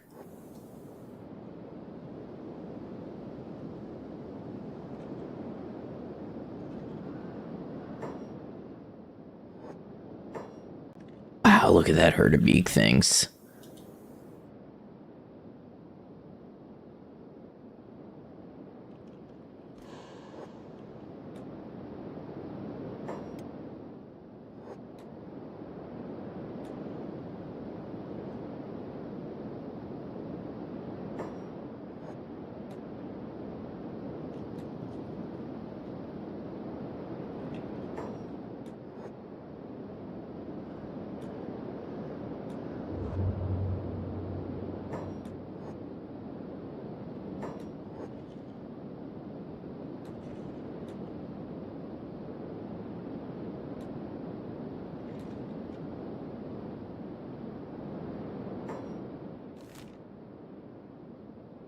Oh, you know what? I think the old prison's this way.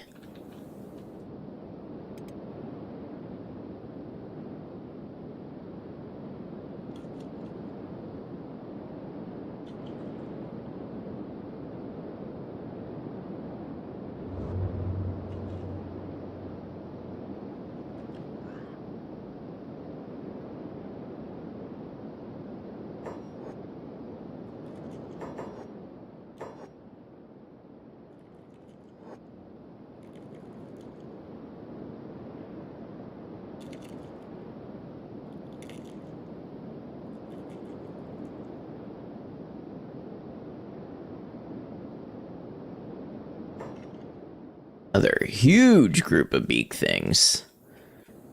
They just roam free out here, apparently.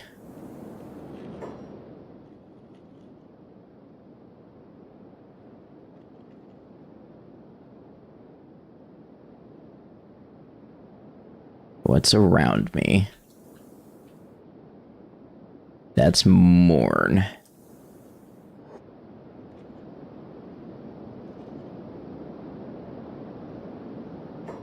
I guess the Elder wasn't...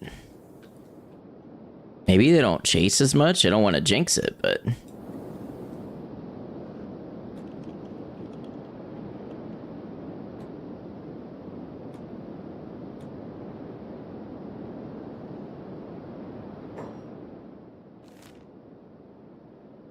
Ah, the old prison. There we go.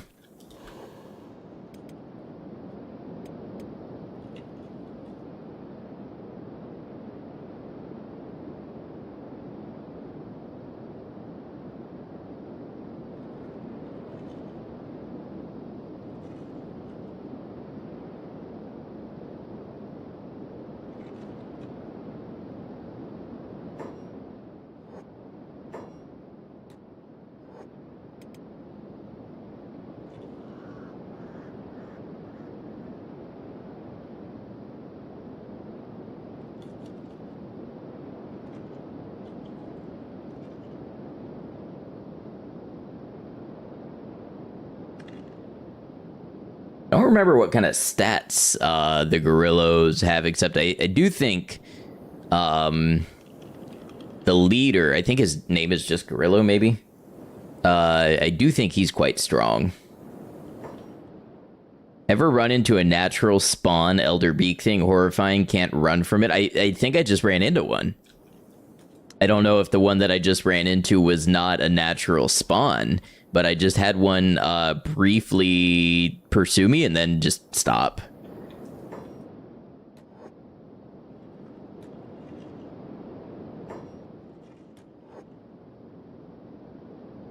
What's in here? Anything? Oh yeah, stuff.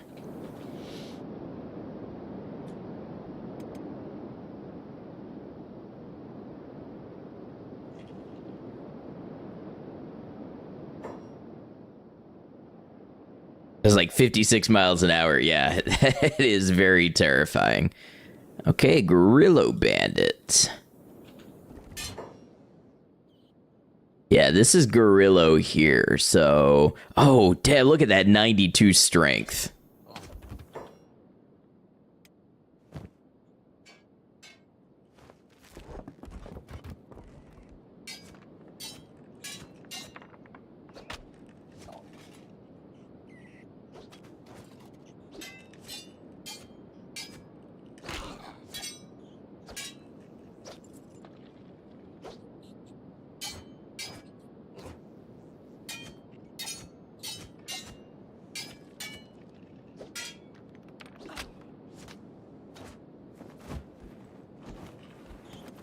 Okay, no big. We'll rest up and try again.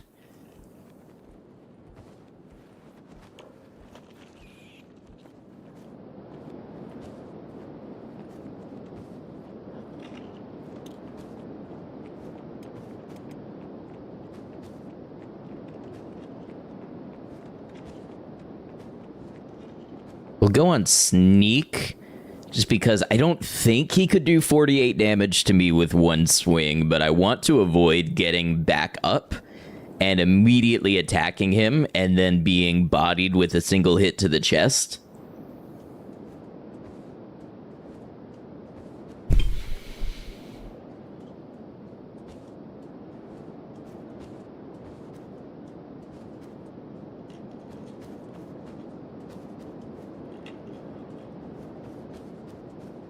He walks us a long way out. He shows us the entire way to the door.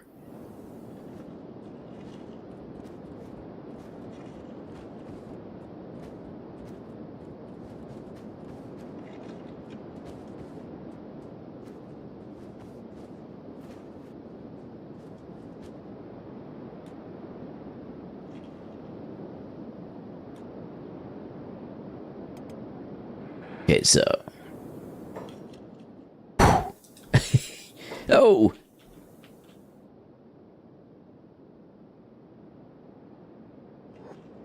So they're not safe from beak things either.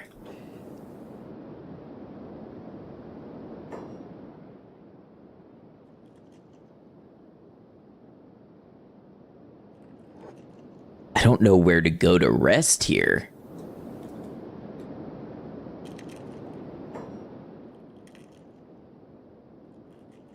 The beak things are so hard to see in the dark.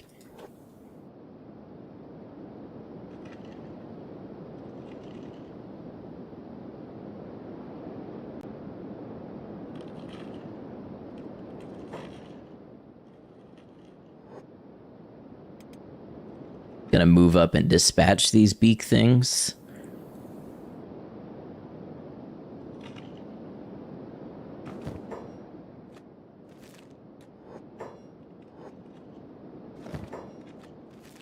And I wonder...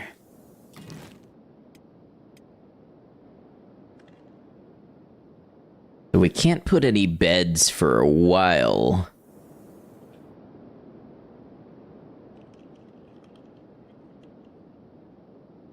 Oh, but hey, look at us. We can in this building.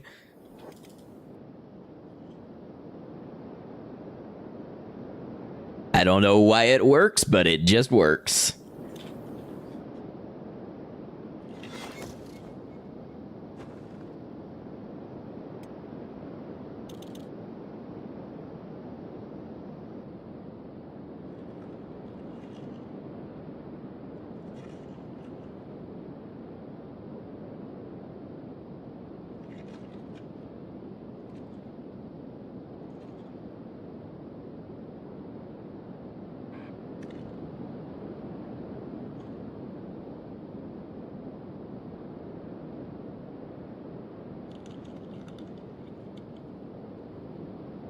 Damage indicators all around us.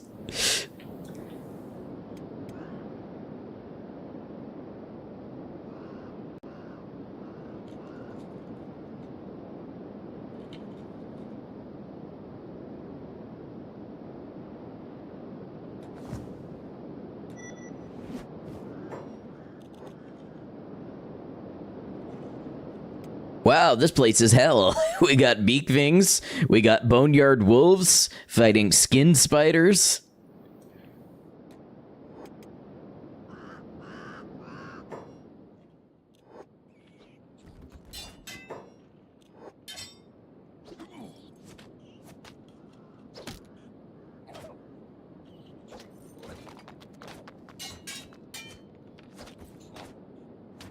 What I have learned today is that Bleep is very bad at fighting martial artists.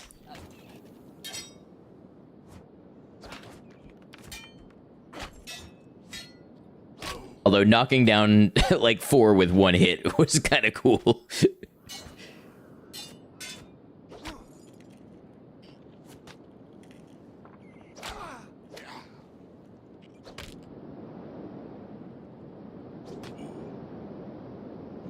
Place is a mess, but it's a cool base spot. Yeah, makes sense.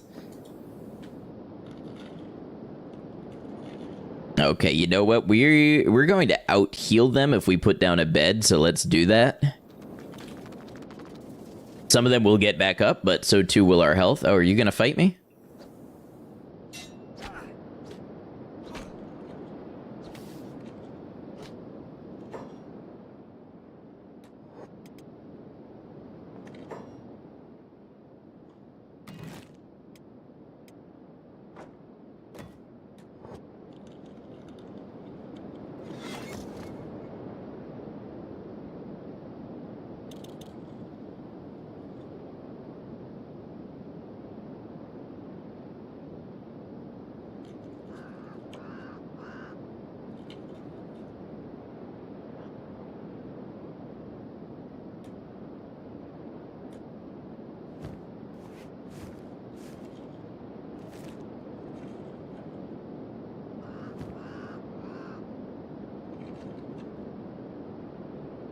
How are we doing on pole arms? 55 skill. I don't exactly know what causes you to raise weapon skill. Like, I don't know if it responds to stronger opponent logic or if it's just the amount of damage you do or the number of swings. I don't know if the game ever compares your weapon skill to your enemy's weapon skill.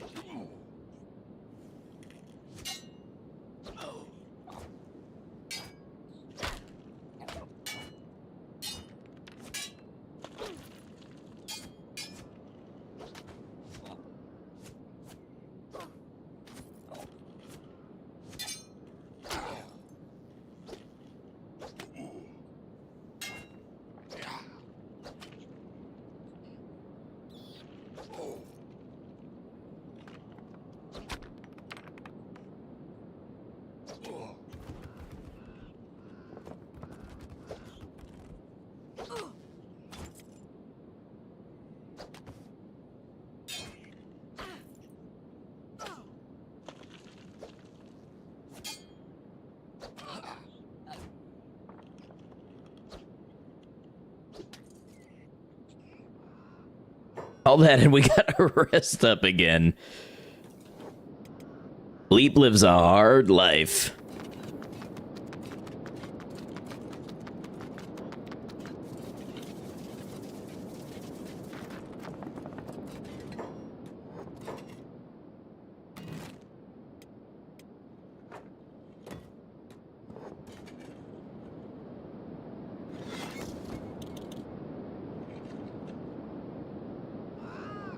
Luckily, this is why we have mods that make the game go by faster.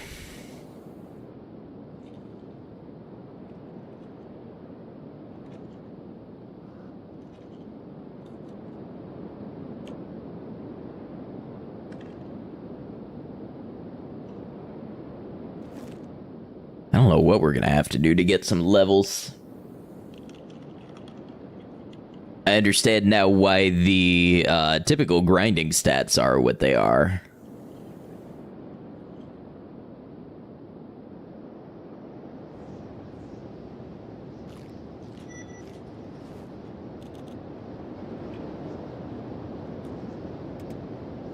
Technically, the heavy polearm would be better because you're fighting indoors, so I guess this is a mini training arc.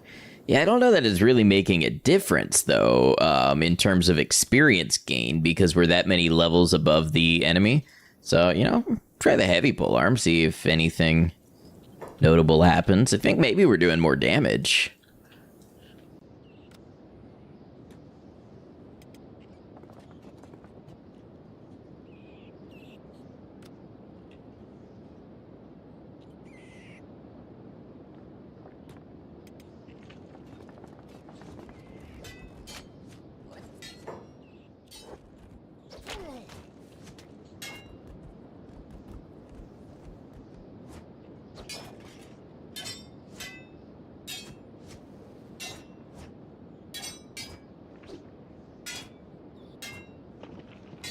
Come on, Bleep, take some attacks.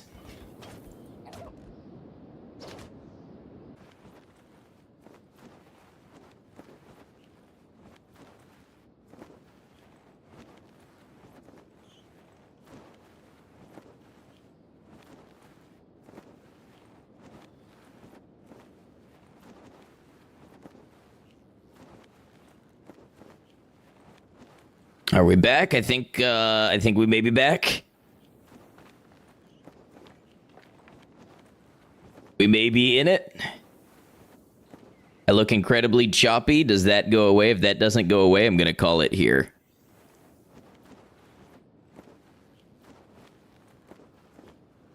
See, connected to YouTube chat successfully.